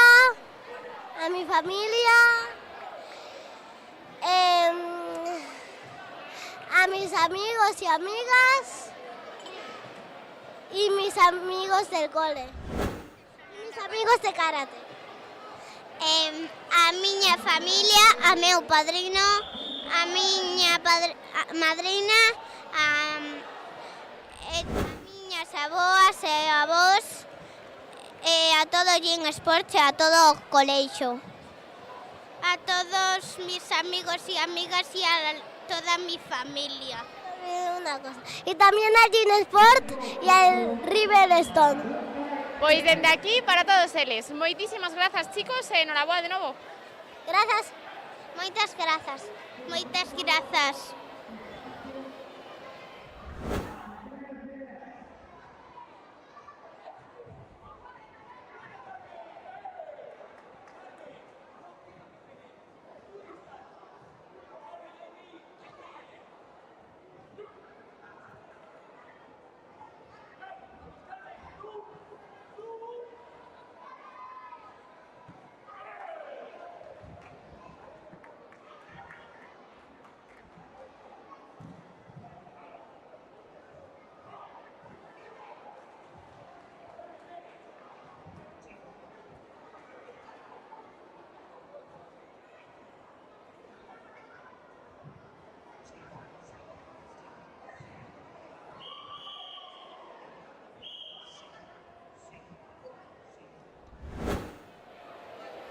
Moi boas tardes a todos e a todas. Nesta ocasión atopámonos cos nosos medallistas de bronce na categoría de kata infantil mixto por equipos. Moi boas tardes, chicos. Moi boas tardes. Boas tardes. Boas tardes. Contádenos, cal é o vosso nome e de que club vides? Que? Ah, Riverstone. Me chamo Diego e sou do Riverstone. Me llamo Raúl y soy del Riverstone. Bueno, chicos, o primeiro darvos a enhoraboa por chegar ata aquí e conseguir estas medallas e este super trofeo. Grazas. Moitas grazas. Gracias. Estabades moi nerviosos antes de sair? Un pouquiño. Un pouco. Un pouco. E para vos foi o vosso primeiro campeonato por equipos ou xa competirades antes? Competín eu o ano pasado. No, eu xa competín 3 veces. Yo ya había competido. Bueno, temos aquí todos uns expertos, verdad? Sí. Podes repetir? Consideraste todo un experto na competición? No. No. Para vos conseguiste a medalla foi unha sorpresa ou xa o esperabades? Xa esperábamos. Foi unha sorpresa. Foi unha sorpresa. Bueno, chicos, pois dende aquí a quen lle queredes dedicar esta medalla? Aos meus pais, aos meus avós e aos meus tíos. A toda a miña familia e a meus amigos.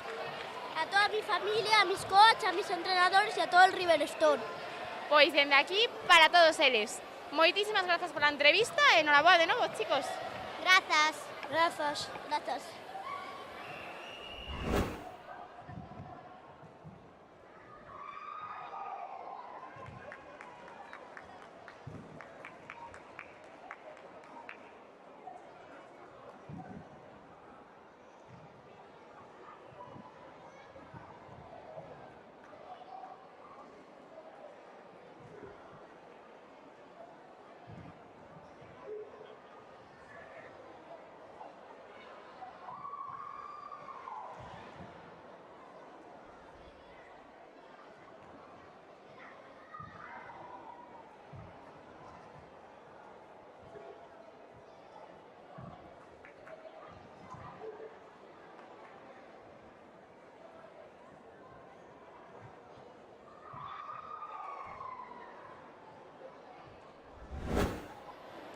Boas tardes a todos e a todas.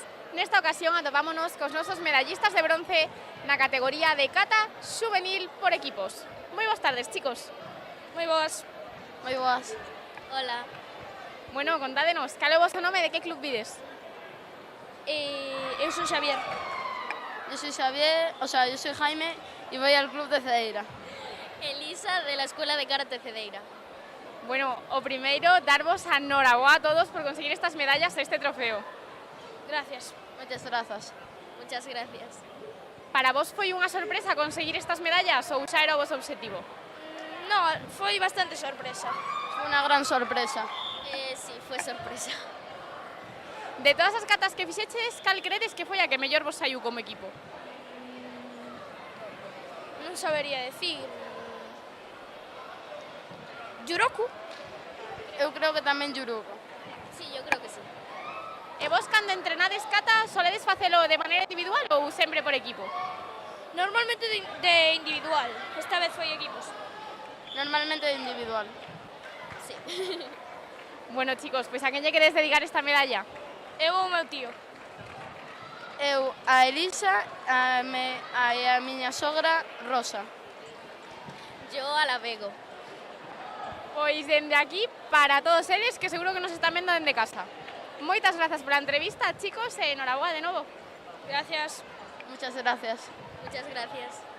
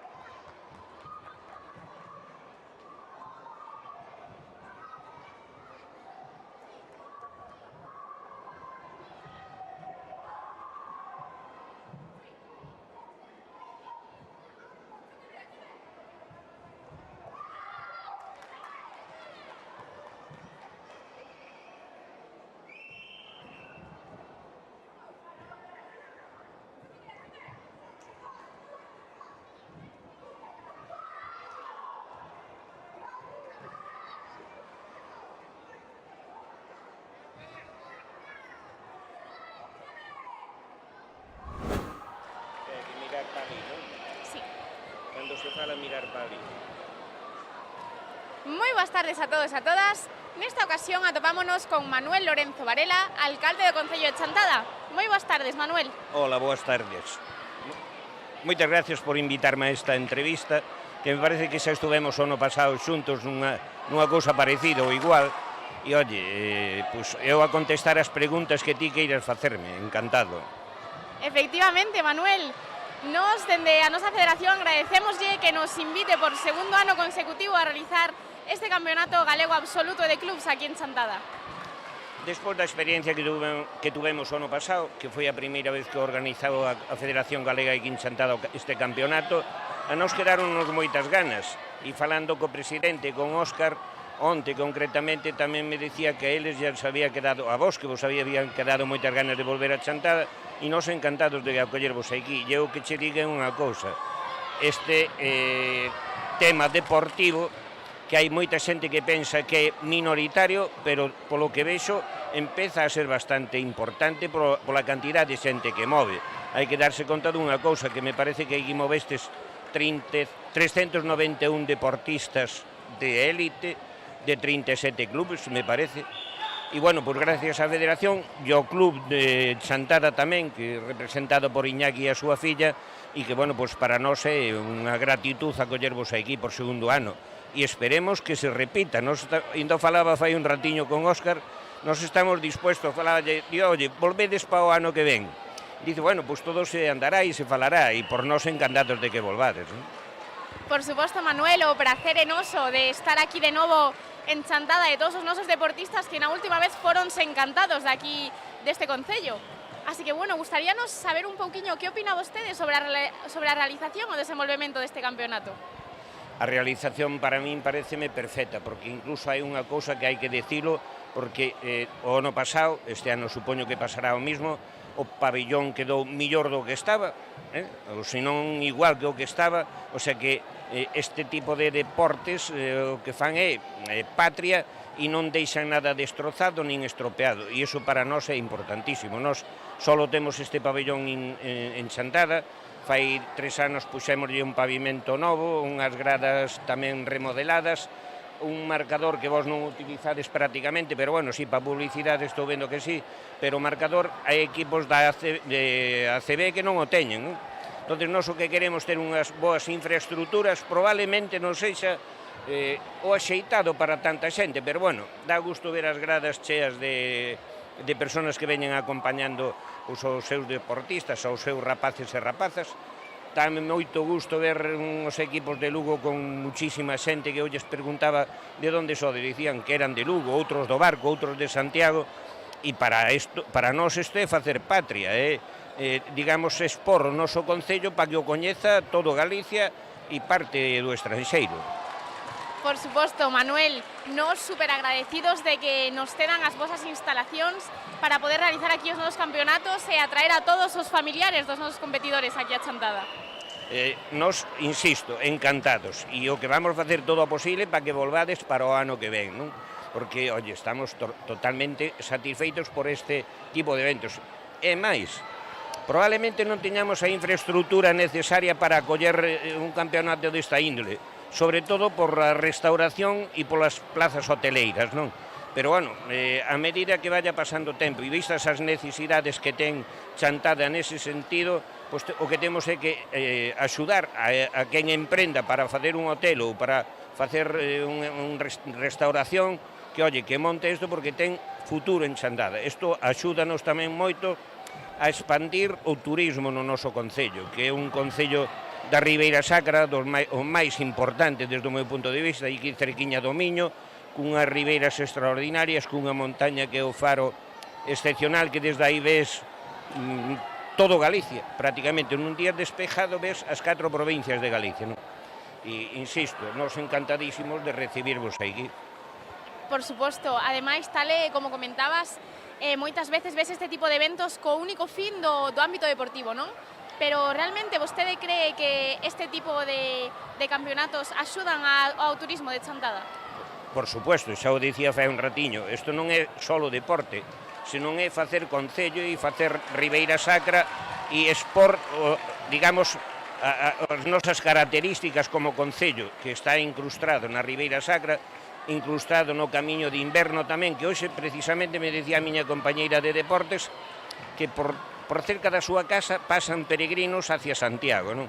Pois hoxe decíalle un irmão dela que probablemente pasaran máis de 100 peregrinos, o sea que imagínate ti que non é ano xacobeo, nin moito menos, e que un domingo de febreiro que pasen 100 peregrinos hacia Santiago.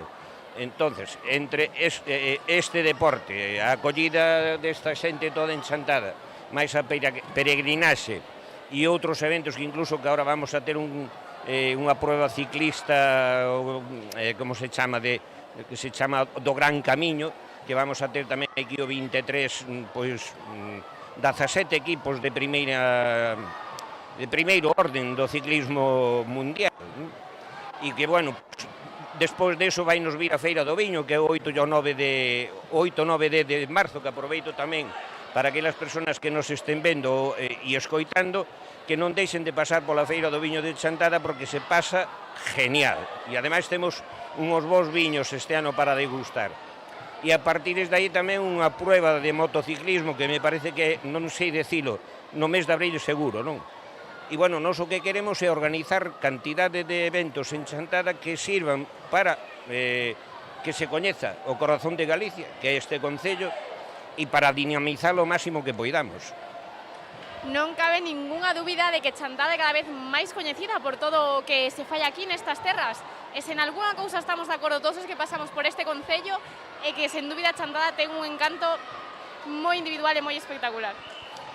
Alégrome deso, e iso que conoces pouco o seu alcalde, pero, bueno, cando me vayas conocendo, pois o que, se me conoces a min, conoces ao resto do pobo, que somos, eu penso que xente moi acolledora e que demostramos que expandimos cariño a todas aquelas persoas que nos visitan, pois neste sentido e en outros tamén.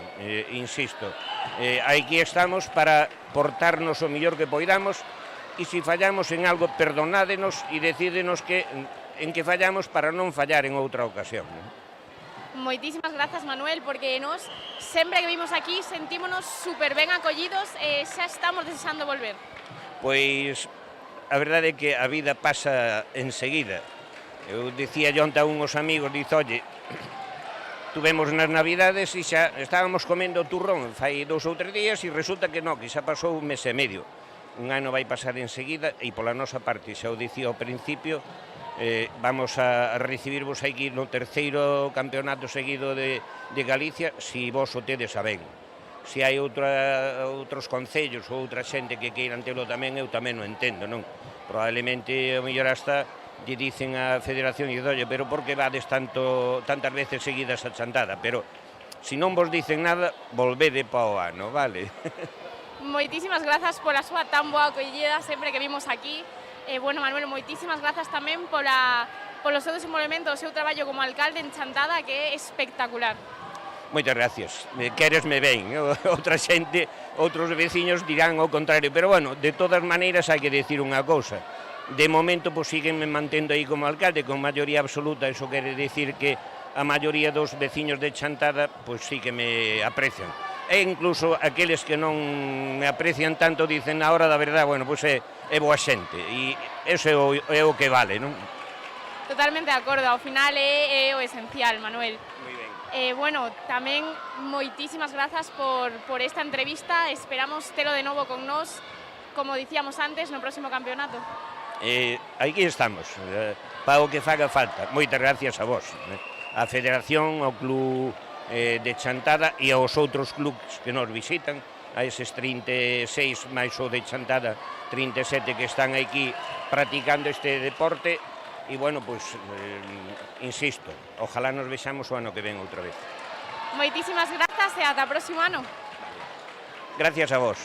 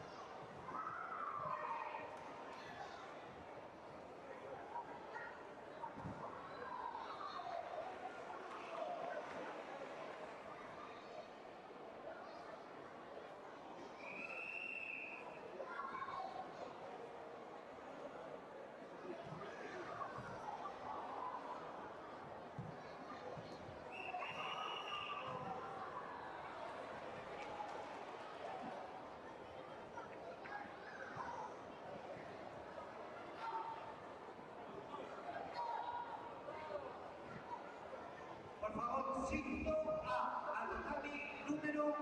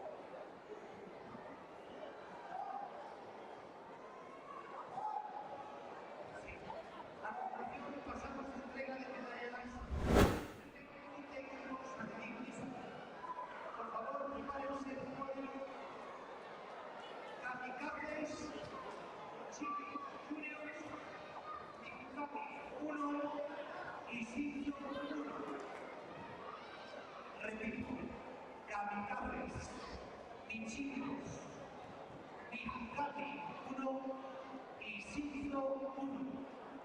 También preparados Cobra Kai, Team A, Shihan Nayara, Carballo Juvenil. Por favor, prepárense aquí al lado del podio para la entrega de medallas.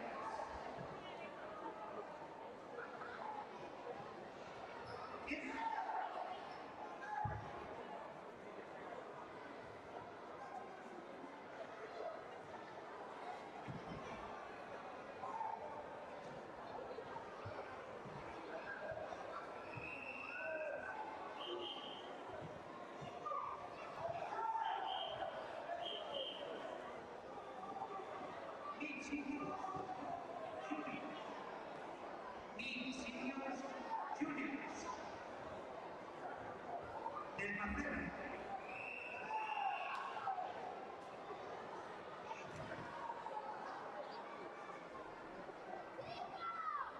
Mizukami 1. Mizukami 1. Y Shinzo 1. Shinzo 1.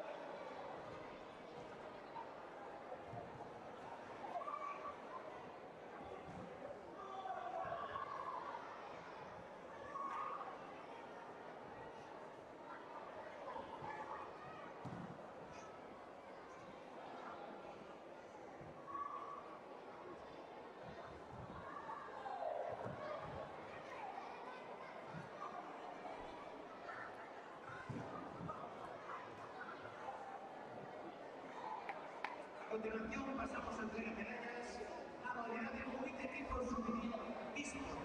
Entrega Óscar Fuente, presidente de la Federación Galega de Karate. Terceros clasificados para Carballo Juvenil, Terceros clasificados para Shinzo 1 y Mizukami 1.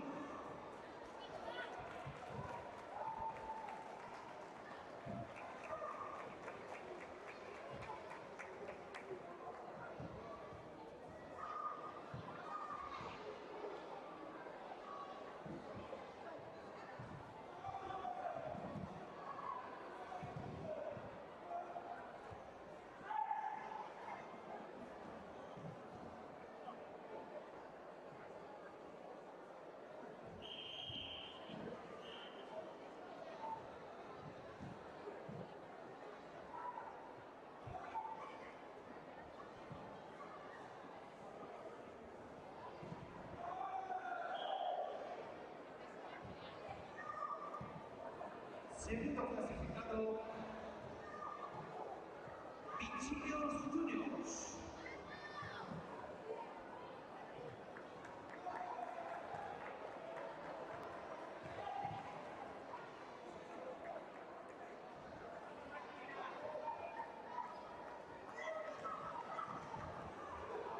El primer clasificado de campeón, Kamikazes.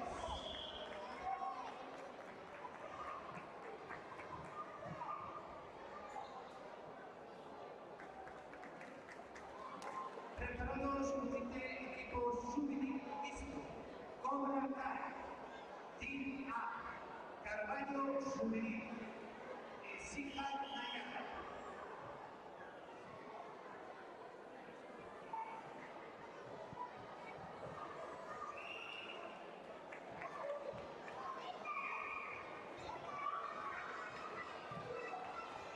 Team A, el Club Macera.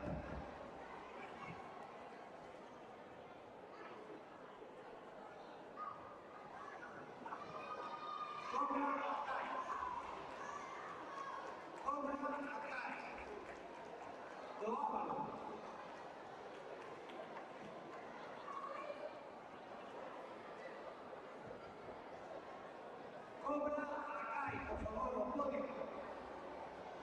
Club Ámaro.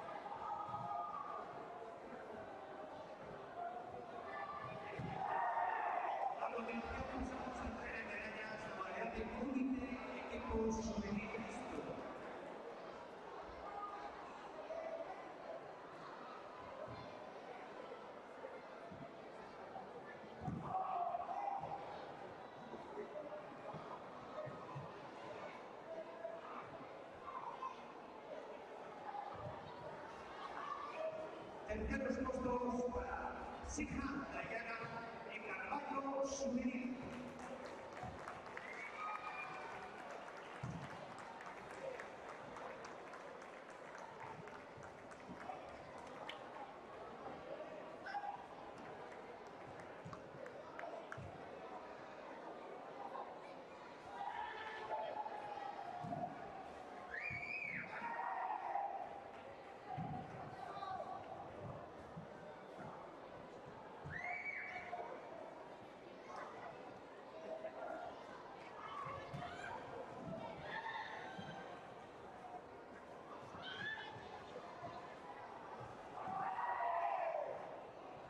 Segundo puesto para Team A.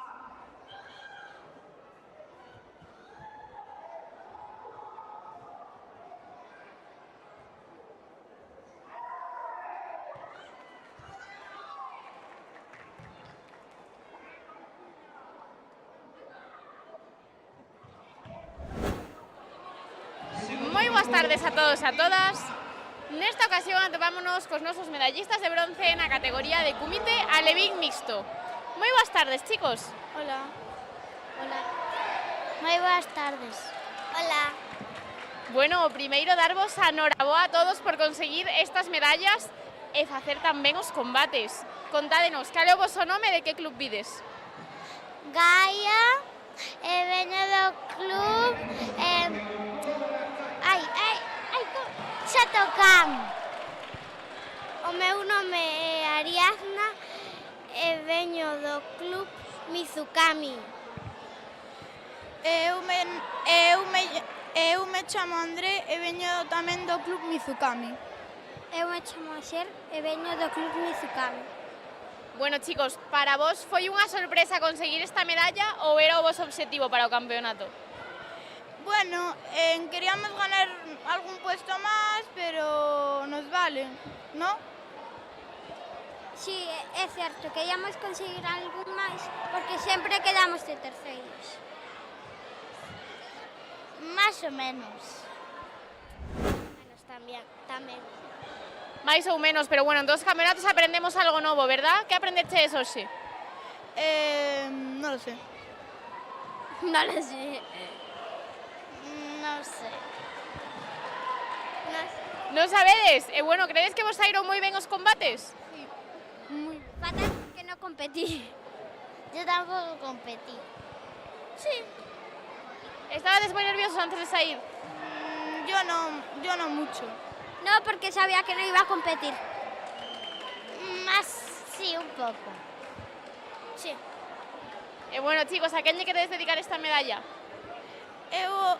Yo a todos mis familiares. Eu a todos os meus amigos, a miña familia e ao club. Eu a miña familia e os profes. Eu a miña familia e os profes. Pois dende aquí para todos eles. Moitísimas grazas pola entrevista, chicos, e enhoraboa de novo. Gracias. Gracias. Grazas. Grazas.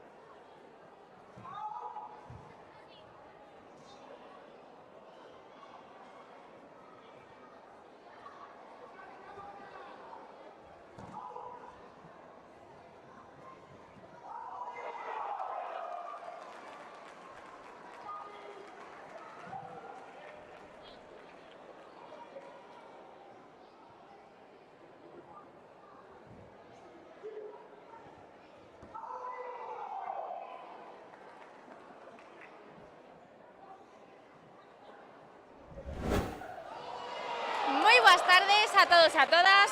Continuamos as nosas entrevistas cos nosos medallistas de bronce na categoría de kumite alevín mixto. Moi boas tardes, chicos. Boas tardes. Boas tardes. Boas tardes. Bueno, primeiro, noraboa a todos por facer tamén os combates e conseguir esta medalla. Gracias. Gracias. Grazas. Contádenos, de que club vides? Shotokan Karate do Shinju. E como vos chamades, chicos? Chámome Laia. Chámome Lucas.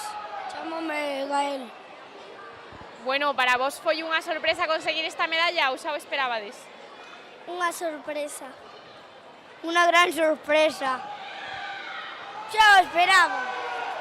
Estades contentos con o resultado? Credes que vos saíron ben os combates? Sí. Sí. Sí. Estabades moi nerviosos antes de sair? Sí. Sí. No. Temos aquí un competidor moi valiente, polo que vemos. Sí. Moi ben, chicos. Le gano 7-1, así que... Sí. Contanos a túa experiencia. Me gusta pelear. ¿A que sí? Sí, es verdad. Me gusta bastante y se le da bastante bien. Moi ben, pois noraboa. Gracias. Bueno, chicos, a quen lle vamos a dedicar esta medalla? Aos meus pais, aos meus amigos e a miña bisaboa. Os meus pais, os meus amigos e o club. O meu club, os meus pais e a miña cadela. Pois dende aquí, para todos eles, chicos, moitísimas grazas pola entrevista e enhoraboa de novo. Grazas. Gracias. Gracias.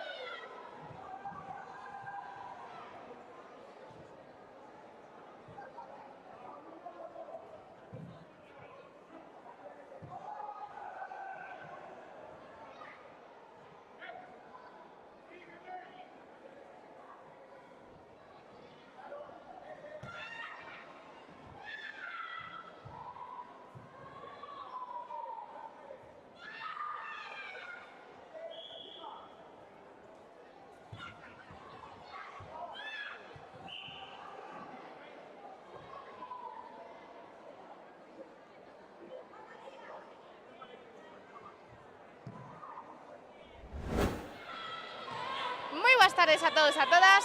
Continuamos as nosas entrevistas cos nosos medallistas de prata na categoría de Kumite Alevín avanzado masculino. Moi boas tardes, chicos.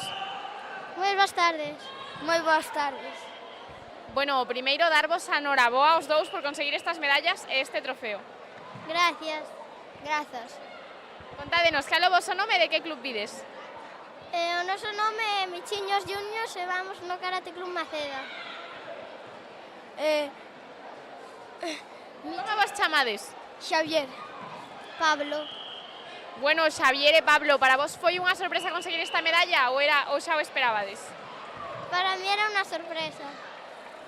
Unha sorpresa. Unha moi boa sorpresa, non? Estaredes contentos? Sí. Bueno, chicos, e vos durante a semana cantos días facedes karate? Facemos o luns, es que hai varios horarios. O luns e o jueves. Entrenades sempre xuntos? Non. Bueno, polo que vemos facedes moi bo equipo.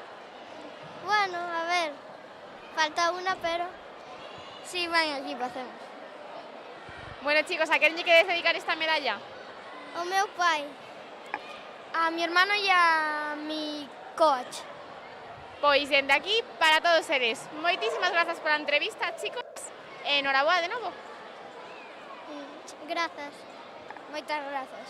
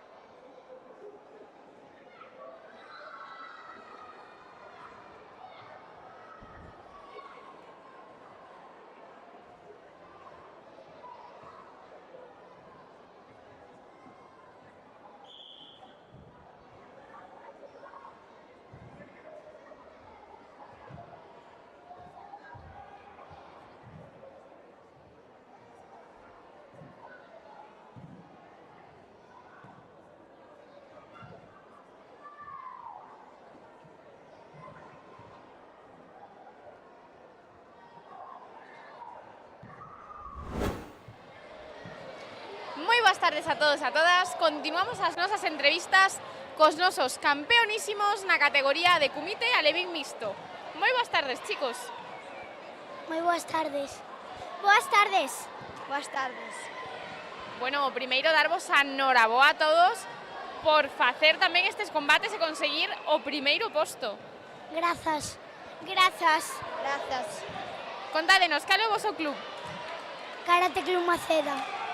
E agora dicídenos, como vos chamades? Aimar Rodríguez Salgado. Lala Fernández Rivas. Mauro Casas Vázquez. Bueno, chicos, era o voso obxectivo para este campeonato conseguir o ouro ou foi unha sorpresa? Para min xa mo esperaba. Para min foi unha sorpresa. Non me esperaba. Bueno, temos aquí de todas as opinións. Segurísimo que detrás deste resultado hai moitas horas de esforzo, verdad? Sí, verdade. E como credes que vos saíron os combates? Ben ou hai algunha cousiña que mellorar? Ben, pero no primeiro non tuve contrincante e no último era con outro club e a nena non viña. Se podría mejorar. Sempre hai unha cousiña que aprender, verdad? Ata cando conseguimos o primeiro posto. Verdad. Bueno, chicos, a quen lle queredes dedicar esta medalla? A miña familia, os meus primos Iago e Alex e os meus cans Charlie e Duque e o meu profesor de karate Alberto. Eu se o quero dedicar a miña amiga Daniela Casado Fernández e ao seu irmán Jacobo Casado Fernández que non pudiron venir porque están enfermos. Tamén se o dedico ao meu profesor de karate e, por último, se o dedico a miña avoa, irmán, tíos e a miña nai e o meu pai. A miña familia e ao meu entrenador Alberto. Pois dende aquí, para todos eles, para eses compañeiros que se melloren e se poñan vos. Moitas grazas, chicos, pola entrevista e enhoraboa de novo. Grazas. De nada.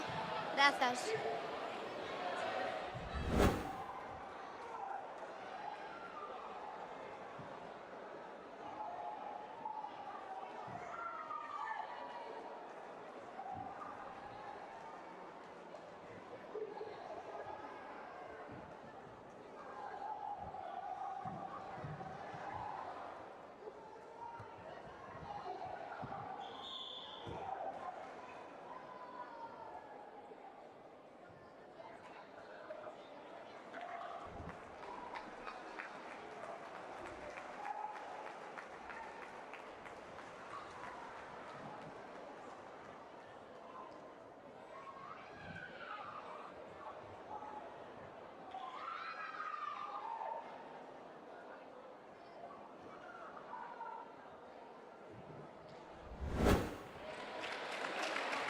Moi boas tardes a todos e a todas. Continuamos as nosas entrevistas cos nosos campeonísimos na categoría de Kumite Xuvenil Mixto. Moi boas tardes, chicos. Hola. Hola. Bueno, primeiro, darvos a enhoraboa aos dous por conseguir este primeiro posto. Gracias. Gracias. Contádenos, cal é o vosso nome e de que club vides? Me llamo Joel Sal y vengo del club Avaloncay. Mi nombre es Carlota Seijo y vengo del club Avaloncay. Bueno, chicos, foi unha sorpresa para vos conseguir esta medalla ou era o obxectivo do campeonato? A ver, había muchas personas más muy buenas, pero sí, fue una sorpresa. Había muchos contrincantes, como dijo Joel, y pues yo no me lo esperaba. Bueno, chicos, pues para conseguir estes tan bons resultados, cantas horas lle dedicades semanalmente a facer karate? 8 horas. 4. Por lo que vemos hai moitísimo esforzo detrás, verdad? Sí. Sí. E vos ainda vos podes nerviosos antes de sair a competir ou o tema dos nervios xa o tedes super controlado? Mucho antes, mucho más, pero ahora un poco menos. Yo antes me ponía muchísimo más nerviosa, pero yo creo que ahora controlo mucho mejor los nervios que antes y ya no me pongo tan nerviosa. Por suposto, coa experiencia estas cousiñas vanse pulindo, verdad? Sí. Sí. Pero bueno, vemos que non vos afecta en absoluto. No, la verdad no. Bueno, chicos, pues ¿a quién vamos a dedicar esta medalla? A mi club, a mi familia y a mi perro. Yo se lo dedico a toda mi familia y a mi club por estar apoyándome aquí en estas experiencias.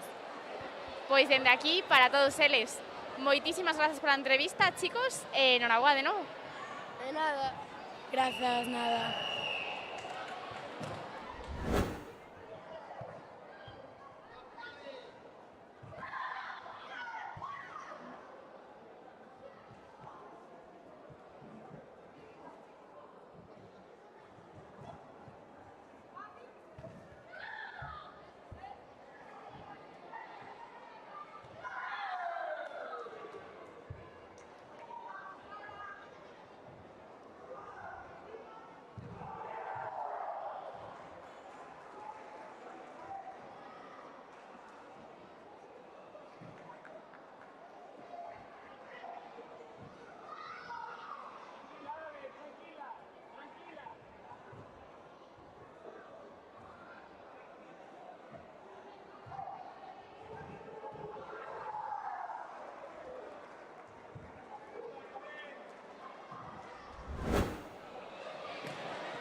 Boas tardes a todos e a todas. Nesta ocasión atopámonos cos nosos medallistas de bronce na categoría de Kumite Xuvenil Mixto. Moi boas tardes, chicos. Moi boas tardes. Hola. Boas tardes. Bueno, primeiro, darvos a enhoraboa a todos por conseguir este terceiro posto. Moitas grazas. Grazas. Gracias. Bueno, chicos, foi unha sorpresa para vos conseguir esta medalla ou era o vosso obxectivo? Foi un pouco sorpresa porque eles son a primeira vez que veñen en equipo e non sabíamos como iba a cuajar isto. Sí, foi unha sorpresa, sobre todo por estes dous. Sí, foi unha sorpresa. porque nos tocaron con bastantes saltos. Bueno, pois para ser a primeira vez, vese que funcionades moi ben como equipo. Lo siento, me he quedado cortado. Sí, a verdade é que sí. Sí. Bueno, chicos, estabades moi nerviosos antes de sair. Bastante, porque ademais non é unha modalidade que se faga moi a miúdo, faise máis o individual, como que estás máis preparado para o individual que para o de grupos. Xa dependes tamén máis dos teus compañeiros. A verdade é que eu non estaba moi nervioso.